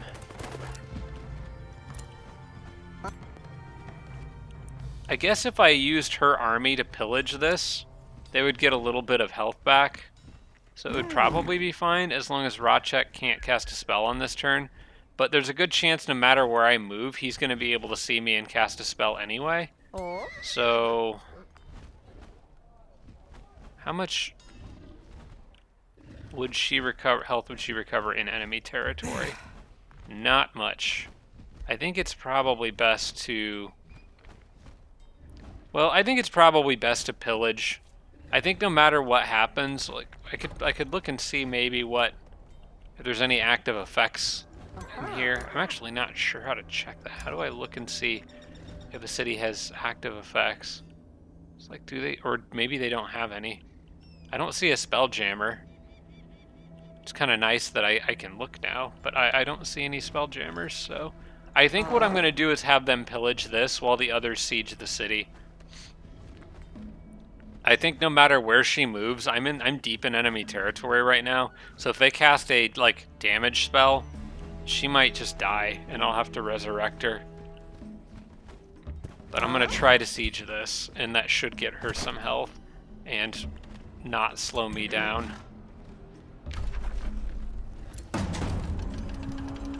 Let's go ahead and add some siege projects here.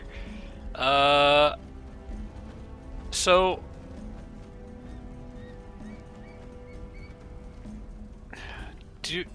I think I'm immune to exhausted. I'm pretty sure I am. I'm doing 12 city defense. If I do 17, that's 34. I could make this a 3-turn siege with headlong assault. I want to read exactly what this says again. Whichever one it was. Something about units not being able to get exhausted. Maybe this was one I didn't pick yet, but I'm pretty sure it was in this chaos line.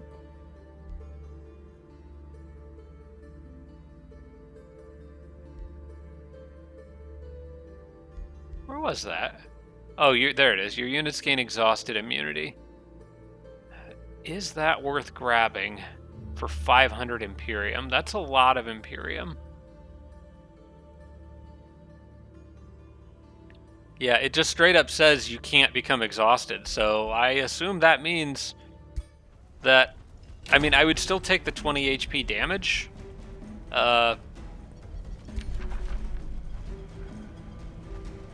What am I looking at right now in terms of... It's a 5-turn siege. That would be nice, because it would let me shave it down to 3 turns.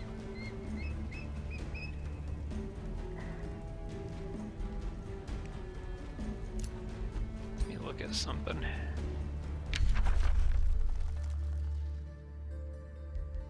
Yeah, it's a little too late for that. All right. I think this would be useful enough throughout the rest of the game that it is probably worth the Imperium cost. Generally speaking, I do not like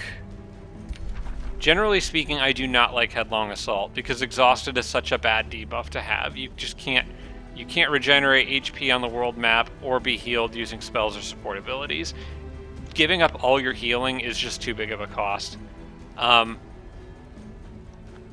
However, if I'm immune to it, I think it becomes suddenly very worth it. Because that extra 5 damage to the city walls is crazy good. And saves me 2 turns. And saving time right now is probably the most important thing. So I'm going to try it. I'm gonna try it.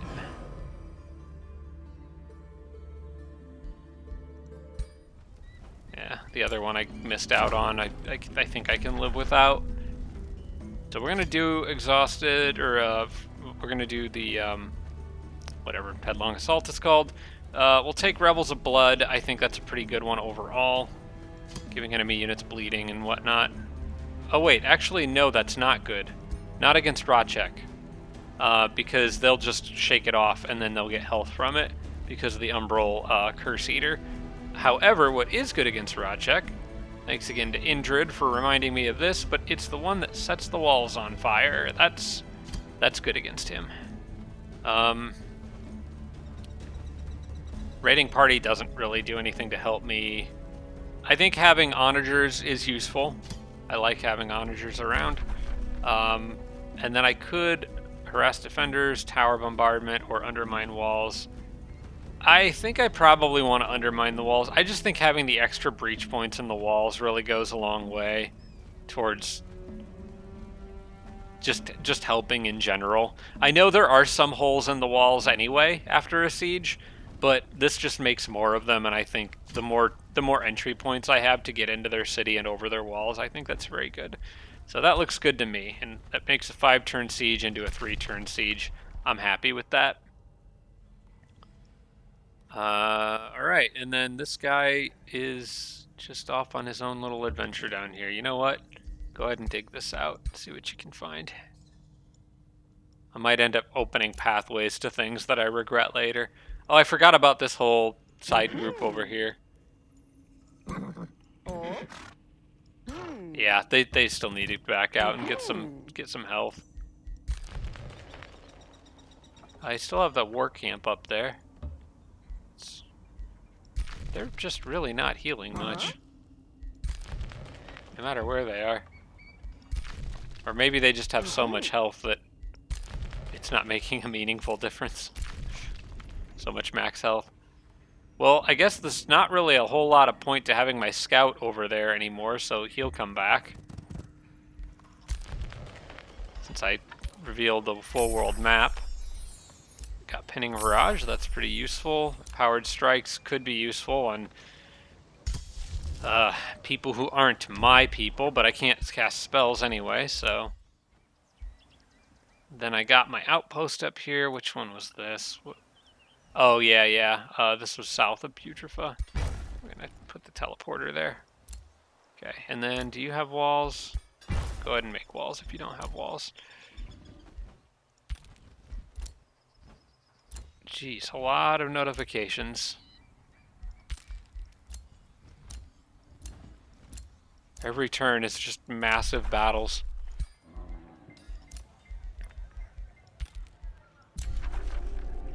An infestation, a dragon's lair is sending invading forces. Okay, I remember that. That was something I ran into way earlier in the game and just decided to never do anything about. It shouldn't be anything I need to worry about. I'm sure it's fine. Okay, I think we're good to cycle through to the next turn. The main thing that I'm worried about is somebody casting a spell to kill my cleric here, who's just got a shred of health left.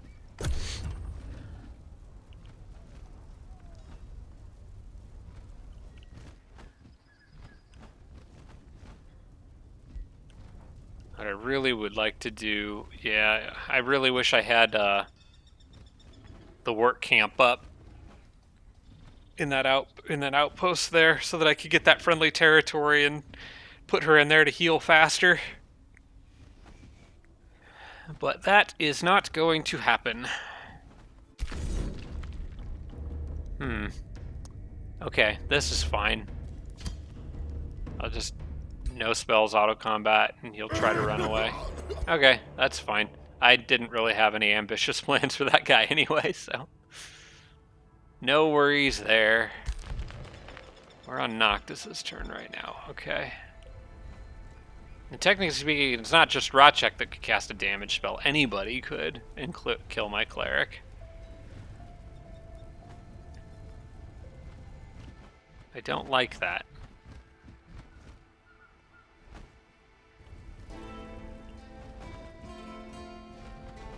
Especially not with the fact that she's going to have her defensive master's shield on the next turn. Hello? Where's your boss? I need to talk to him.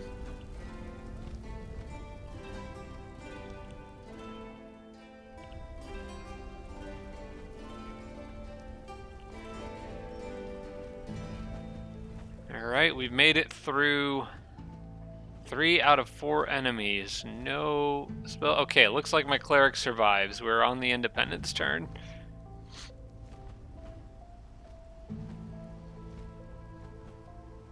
You know, I still have that shopkeep, too. I could always pay to see. I mean, the quest marker will tell me where Rotchek is, I guess, but the shopkeep will let me see what's actually in his army.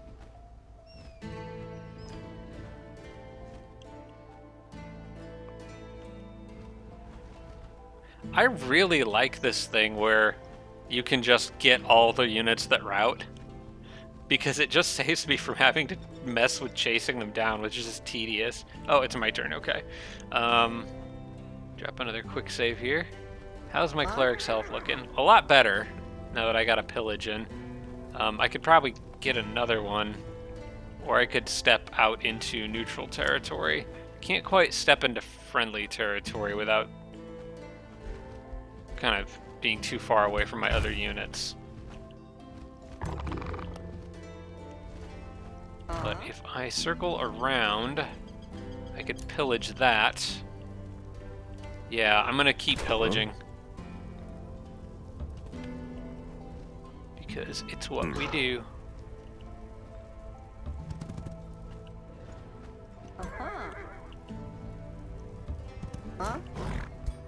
There you go. Just keep grabbing health from any source I can get it. But she should be safe now from any hostile spells. And then these guys can, I don't know. I have lots of extra units. They can make it to the teleporter now, so I could really send them anywhere. This is also the turn that I need to move my capital, because I just finished over-harvesting everything that I possibly could. So now I am going to start losing souls pretty quickly without that necropolis. I'm going to need to get that back up as soon as I can.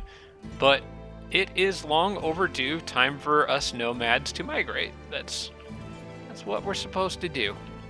So I'm going to pack up. And I believe that does happen instantly. Am I right about that? Apparently, because it's taken a hot second to process that. Okay, good. I was right about that. Now I need to get to the closest teleporter, and then I can come teleport over to this spot. And I don't know if it's worth building the palisade walls there, because by the time I'm going to come through there on the next turn, yeah, it doesn't matter. If somebody takes it, it's going to slow me down, but only by about 1 turn. Okay, so I need to make sure that this is well protected. It should move as far as I can get it, which would be about to here. And then I want a good army on top of it.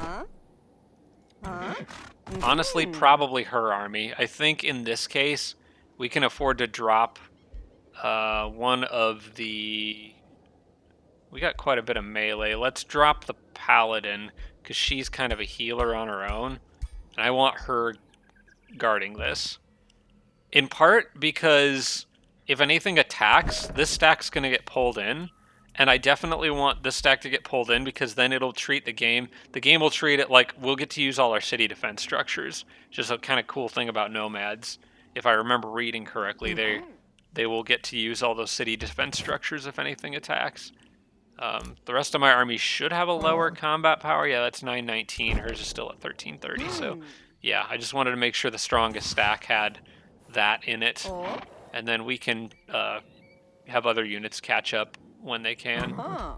Are you one of the faithful? Yeah, okay, so I'm gonna have you go there, then you guys go with them, and everybody is gonna all move as one big happy family to go destroy our enemies. I do want to make sure that everyone was within 3 spaces of the strongest stack there, so that no matter who gets attacked, we get a favorable battle. And we couldn't forget about all my undead friends down here. I should have set up outposts by some of these. I keep forgetting to do that. Well, it's too late now. Maybe I'll send a hero back down that way later.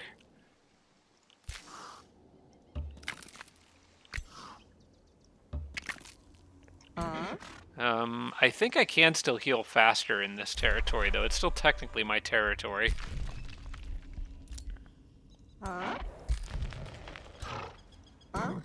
Wait, they all healed up. Why are they...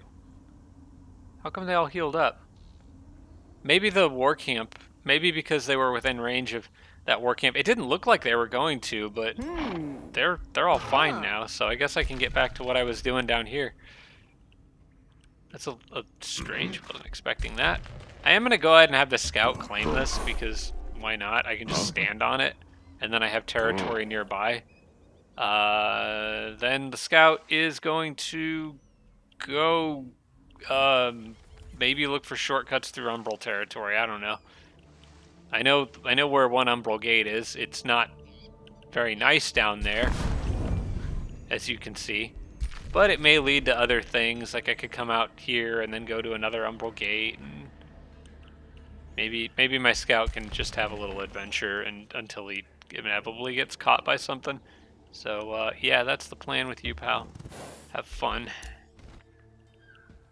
And then we've got more teleporters. I will probably send these guys here for now because they can patch up, but not be so close as to draw in other units. Actually, I could always just tell the units to not participate in the battle. I don't need to worry about that. But for now, they can just go there and patch up, and I'll just start getting hordes of excess units that I don't have any other use for. I guess I could push towards yellow now. I probably need to try to at least get an outpost set up somewhere where I can kind of reach in and take that city. This could be a good spot right there, because I could have units sieging and still have a couple units stationed here healing. And I could grab this too if I wanted to. Just need to make it through this infestation. And then maybe build some roads, probably. Yeah, if I build roads, I could get over there on this turn. I do have road building, right? Yeah, okay. So if I move here, I can take advantage of the existing roads and then enable road building. That's a cliff. That's a cliff. Okay, I thought... Yeah, the mountains are gonna get in the way here. I can still... Why is it acting weird about... Like, it's making it look like I could get out there, but... It's saying I can't. Why are you being like this? Is that a path there? Mountain... Mountain, no, I'd have to go up and around. I can't road build through enemy territory. I don't really know what to make of this. Like, I could maybe road build going down this way and come around and up. I could probably reach if I did that. But why is it acting like I can't do that? I could just move you here. Okay, I'm just gonna do this. Can you make it in? Nah, you just can't quite. Alright, fine. This game's being weird about my roads. Okay, we'll have to wait an extra turn on that. I guess it's fine. My units need time to patch up anyway.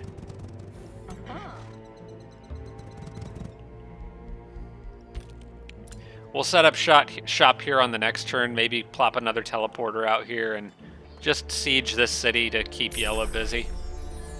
Alright, the next thing that I want... Ooh, hang on. Flame Best Champions. That is... Okay, that's a unit enchantment. That doesn't really help me. Keeper's Mark doesn't help me. Ironclads don't help me a lot. I want to see my Tome Library, because I got Tome of the Dreadnought in part to get those cannons, and I don't think I've unlocked them yet. Yeah, Construct Great Bombard. I want these. So I'm gonna shuffle research until that shows up.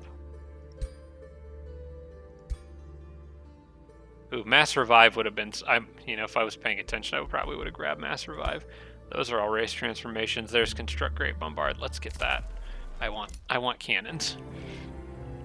And then you two, buddy back up, and I want you to go back through that teleporter over there. No reason to run past a bunch of infestations and risk getting yourselves killed.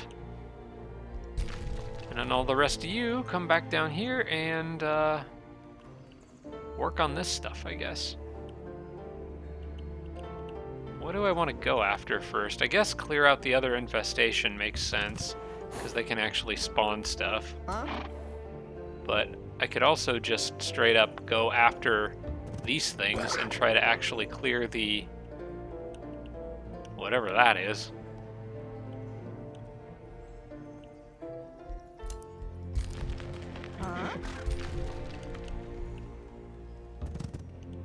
You know what? Let's just do this fight. They look like easy fights. My units have so much health, they're not gonna hardly get scratched. I think I can probably just power through these, because once I clear this, I should be able to build down here, and then I can make outposts for healing or whatever else I might need. Okay, so we will just leave them there. All these guys are good where they're at. Got my outposts founded. Work camp up over here. Perfect. Peace berries acquired. Defensive Master Shield. That's important. I want the cleric to have that. I'm actually probably going to make another one of those.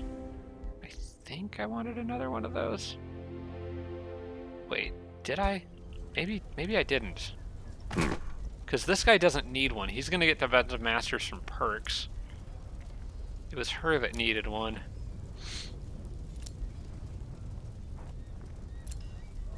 I don't think I actually needed that. I think maybe next on my list was a better bow for Genghis, because I could get the Titan bow. That was something that Chris Lighthawk suggested. I also had other suggestions that I had still had written down. Boots with very fast movement. Actually, I would like more boots with very fast movement. Anyone who's on foot can use those quite effectively. I think I'm going to get a couple more sets of those, because the cleric's going to have use of them too, now that she is getting a set of melee. That's a repeating attack. Yeah, I want repeating attacks. Ooh, I like these. And the spears. Pole arms, but first let me sort this by tier and just put the tier 4s at the top so I know what's the most powerful things that I have. Okay, so Frenzying Retort, and then the rest of them are like skirmisher weapons. Sundering Glaive is a two-handed pole arm. I don't want that. Not for her. And then there's the one-hander. That one's tempting for me to grab because I just really like having those spears, but I think this is probably the best. No, wait, not that. This. Retributive Blade. Sunders resistance. Still grants an extra retaliation attack. Also grants lifesteal. I think we take that. And then I give her the Defensive Master Shield. There we go. Oh, wait, she still keeps her mount. What was I thinking? If I gave her the pole arm, she wouldn't. But she does keep the mount as long as... Yeah, as long as she's set up like that. Okay. So I still need a pair of boots, but mostly just for my defender. She's fine. Okay, I'm going to confirm that. And now she's more of a defender tank kind of person. And she's going to generate favor a lot faster too, because she generates that in defense mode. Um, Huh? so it's you that I still need boots for. I think I have a blueprint for them already, so we'll just take the boots blinding speed. There we go. Forge another pair of those. Oracle sent to war party. I just don't care. And I think we can go to the next turn. Yeah, I've still got time for a little more. See if we can make any progress. I don't. Doesn't look like I'm gonna kill Rachek in this episode. Unfortunately, I was hoping I could knock him out, but he's off on his own little adventure somewhere. Maybe I can actually see. You know what? Where's that merchant guy? Is that battle upgrades? I thought that might be here. Where was he? Down here somewhere? There you are. Reveal ruler location. Rachek. Where are you? You're over there. Okay. Well, I mean, I just have this great big army right here that is really dying for something to do. I'm gonna move them a little closer. There's nothing threatening me out here. And I would love to catch him off guard and knock him out of the game right here. If he's not paying attention as to what he's about to walk into. Okay. Still can't cast spells because of the backfire thing. I am losing souls per turn, but I'm also gaining stuff from just killing things. And I'll have plenty to tide me over until I get my new city founded. I always get nervous when I'm in this like migration phase, when I feel more vulnerable, even though I know that city's still very well protected. It's just the fact that I don't have walls. It just makes me feel uneasy. But it'll be fine. I've got enough forces here to protect it. All right, mostly I want to see what you do. Because this would be absolute perfect timing if I could catch him out here unguarded.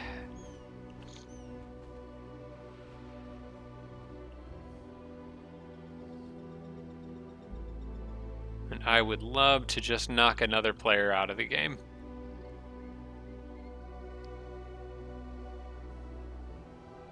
I still think it's a little weird that I haven't seen anything from Noctis at all. Let me pop over there and see, because I think I had revealed his ruler. Well, now I want to pop back down here and see what what this guy does. Noctis's turn is over. What are you gonna do, pal? Your capital is under siege. You're off here with like two of your buddies. Okay, he's running. He knows something's up.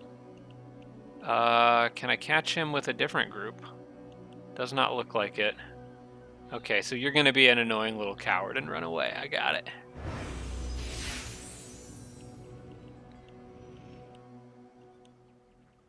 Well, it doesn't matter. Losing your capital is going to hurt no matter what. And I may still be able to kill Taina while I'm over here, so he won't be a huge threat after his capital goes down. He'll have some leftover armies, but he should be pretty severely crippled. He's only got one other city. Oh, I guess he's got... No, okay, that's his capital. He's got two other cities, Gloomhearth and Slavehold. So, aside from that... He shouldn't have much. Oh, I guess he does have Thorncroft over here. It's not a very good city, though. Doesn't look very big. Dang, I was really hoping he would walk right into all my units. I might be able to chase him down. That may be worth trying to do. It's just, how far does he run? Does he just keep running and running and running? I don't know. Well, it's my turn, so let's see how we're doing up here. I think it's one more turn. He does have some backup here that he looks like he's fixing to bring in and try to fight. I should be able to take that. Okay, my cleric's patched up to over half health from all the pillaging.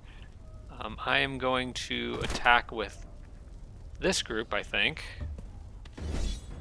so that my cleric has space to move and keep pillaging things. But yeah, may as well attack them while I can get them outnumbered.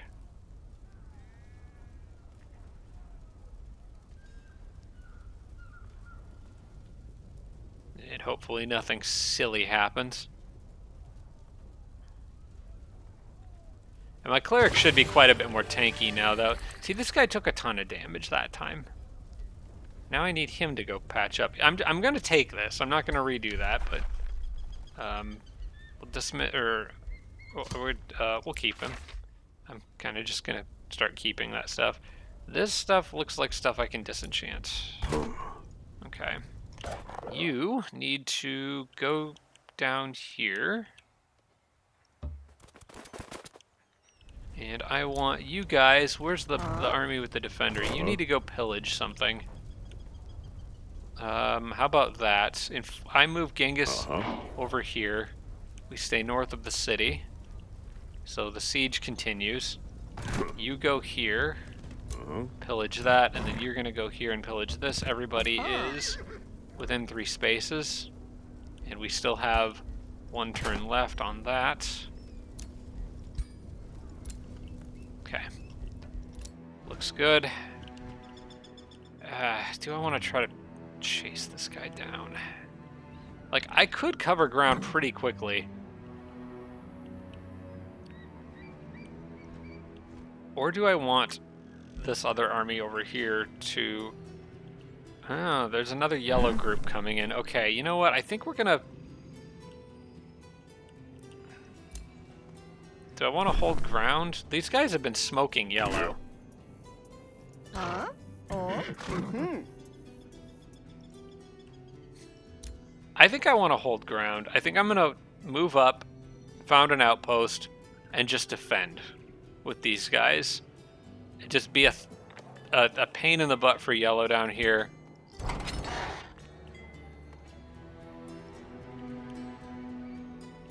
They got more. They're actual leaders right up there. They got gold golems on the way. You know what? Fortune favors the bold. Let's move up. Okay, what are we dealing with here? Nothing that much scarier than what I dealt with a couple turns ago. So I think we do this. Found an outpost and hold it.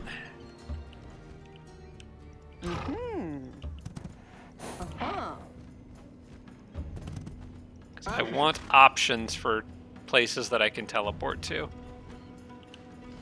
I'm going to put them in the back because they're a little weaker. Keep the healthy armies in the front. And we'll see what we can get away with over there. In the meantime, we got to keep moving our capital forward. Still planning to go to that spot, I believe. Yeah. So now is the time to teleport. Right through there. And it gets us into friendly territory too, which is nice.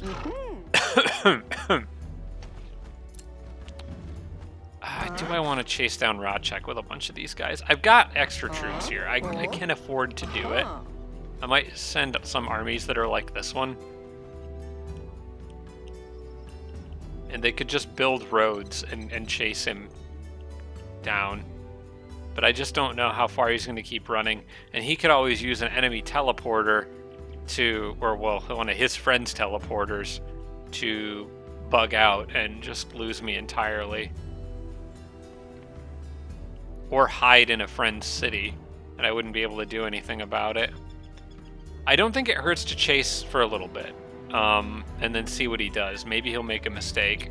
I just need to make sure that I have enough people with this group guarding them.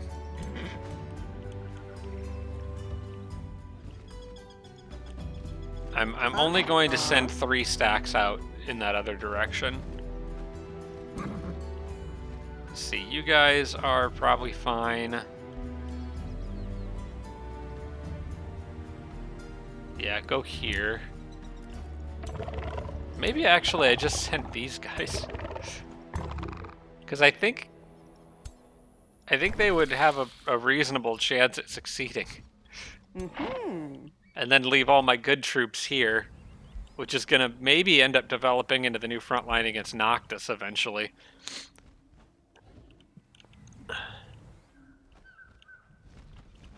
Yeah, I'm going to send the skeletons through here.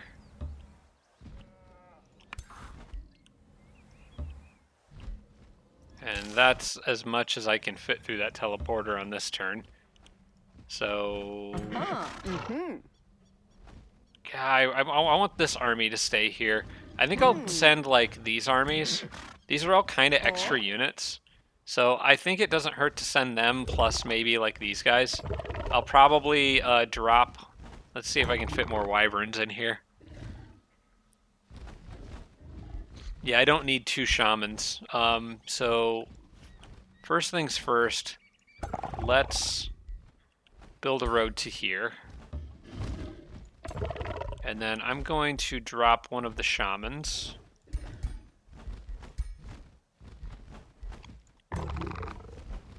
And add the wyvern, probably. Yeah. I've already got a hound in here, so for the sake of unit variety, I'll have 1 fire and 1 ice, and then bring the hound. Actually, the fire is going to be better against them, isn't it? Yeah, I'm actually going to drop the ice one and take the extra Inferno Hound, because they're all Eldritch units. And then I'm going to keep building a road.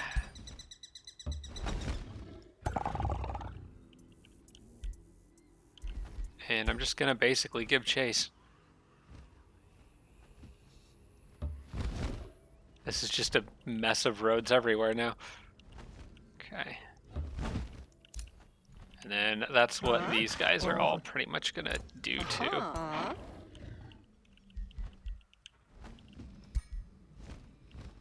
It's being really weird with the road building tool.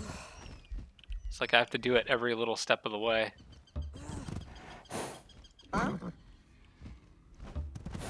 Okay, well, close enough. And then you guys go here for now. And you guys can go here. And then you guys can just sit in that outpost behind the walls and heal for a little bit. I can also get these guys... they should probably just go back through this teleporter here as well. I can't go through the other one right now because it's too crowded. Okay, so let's see. Back down here, I've got... I know there's one more stockpile here to clean up.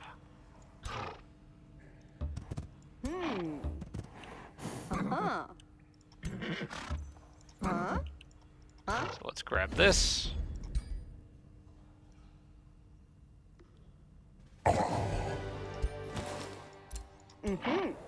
And there's a mana stash down there. It's not even worth the time to go down and grab. I'm going to go back up and look for the last pile, which I think is there. I think I need to clear that, and then whatever this is should reveal itself. It'll probably open up and there'll be like a big, stronger fight that I have to deal with.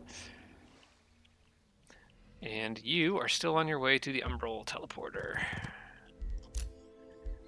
Okay, we got the palisade walls here. I am going to go ahead and upgrade these with watchtowers. There's not really any reason not to. The more of the map I can see, the better. And I did get a level up on my charge attack hero. I am going to go down this way and get the one where he ends his turn in defense mode, because I think that's really good after he does a charge attack.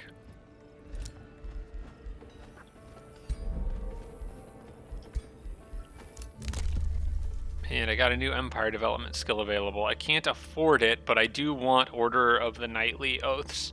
The other one doesn't do anything for me. It's focused around Rally of Lieges. This one's really good for the Federalists, though, by the way. The new subculture for the Reavers. That's really nice. Yeah, that's really nice for them because you get a bunch of extra recruitment points too. But I'm more after this, and it's going to be a hot minute before I can grab that. I probably should have... Dang, I probably should have taken that instead of this. Both are good.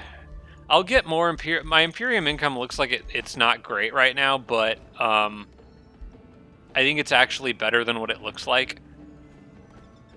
It's just because I don't have my city up right now, so I'm not getting I don't think I'm getting the Imperium income from the Wizard Tower.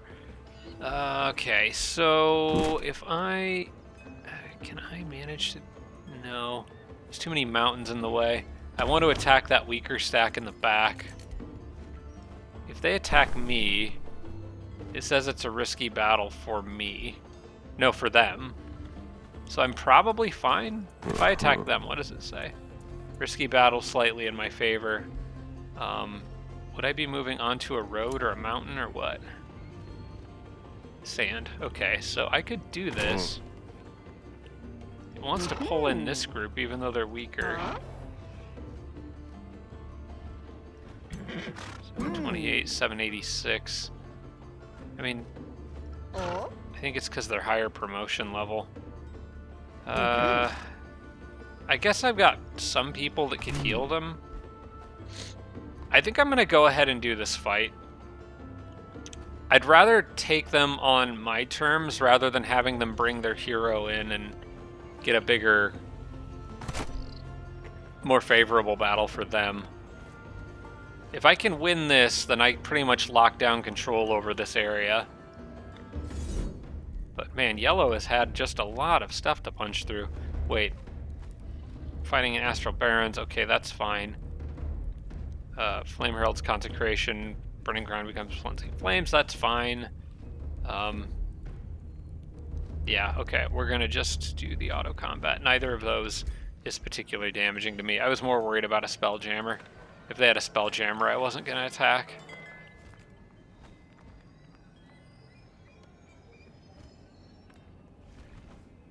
Hopefully nothing bad happens. We're fine. We're totally fine. For some reason, this army, yellow just can't deal with it. Maybe yellow's just not a good match for me for some reason. I don't know why, but they haven't really, despite having pretty large armies, they haven't really been able to touch me. We can maybe make a move on that city now, too. How far do I want to push my luck here? I mean, I probably want to at least take out these 4 units. Except my guys can't move hardly. Why is everybody here so slow? Did I get hit with that spell that slows you down? I didn't see anything pop up for that.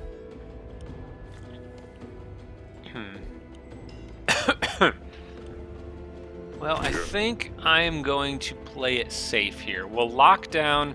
I would rather lock down control over this area and get a teleporter up. And yellow can reform an army and make another go at me if she wants, but I'm gonna take some time to recover. I don't want to push it too much because I know this isn't my strongest army down here. Okay, we got more people captured. Remains. You have been captured. Okay, so I can cast spells again.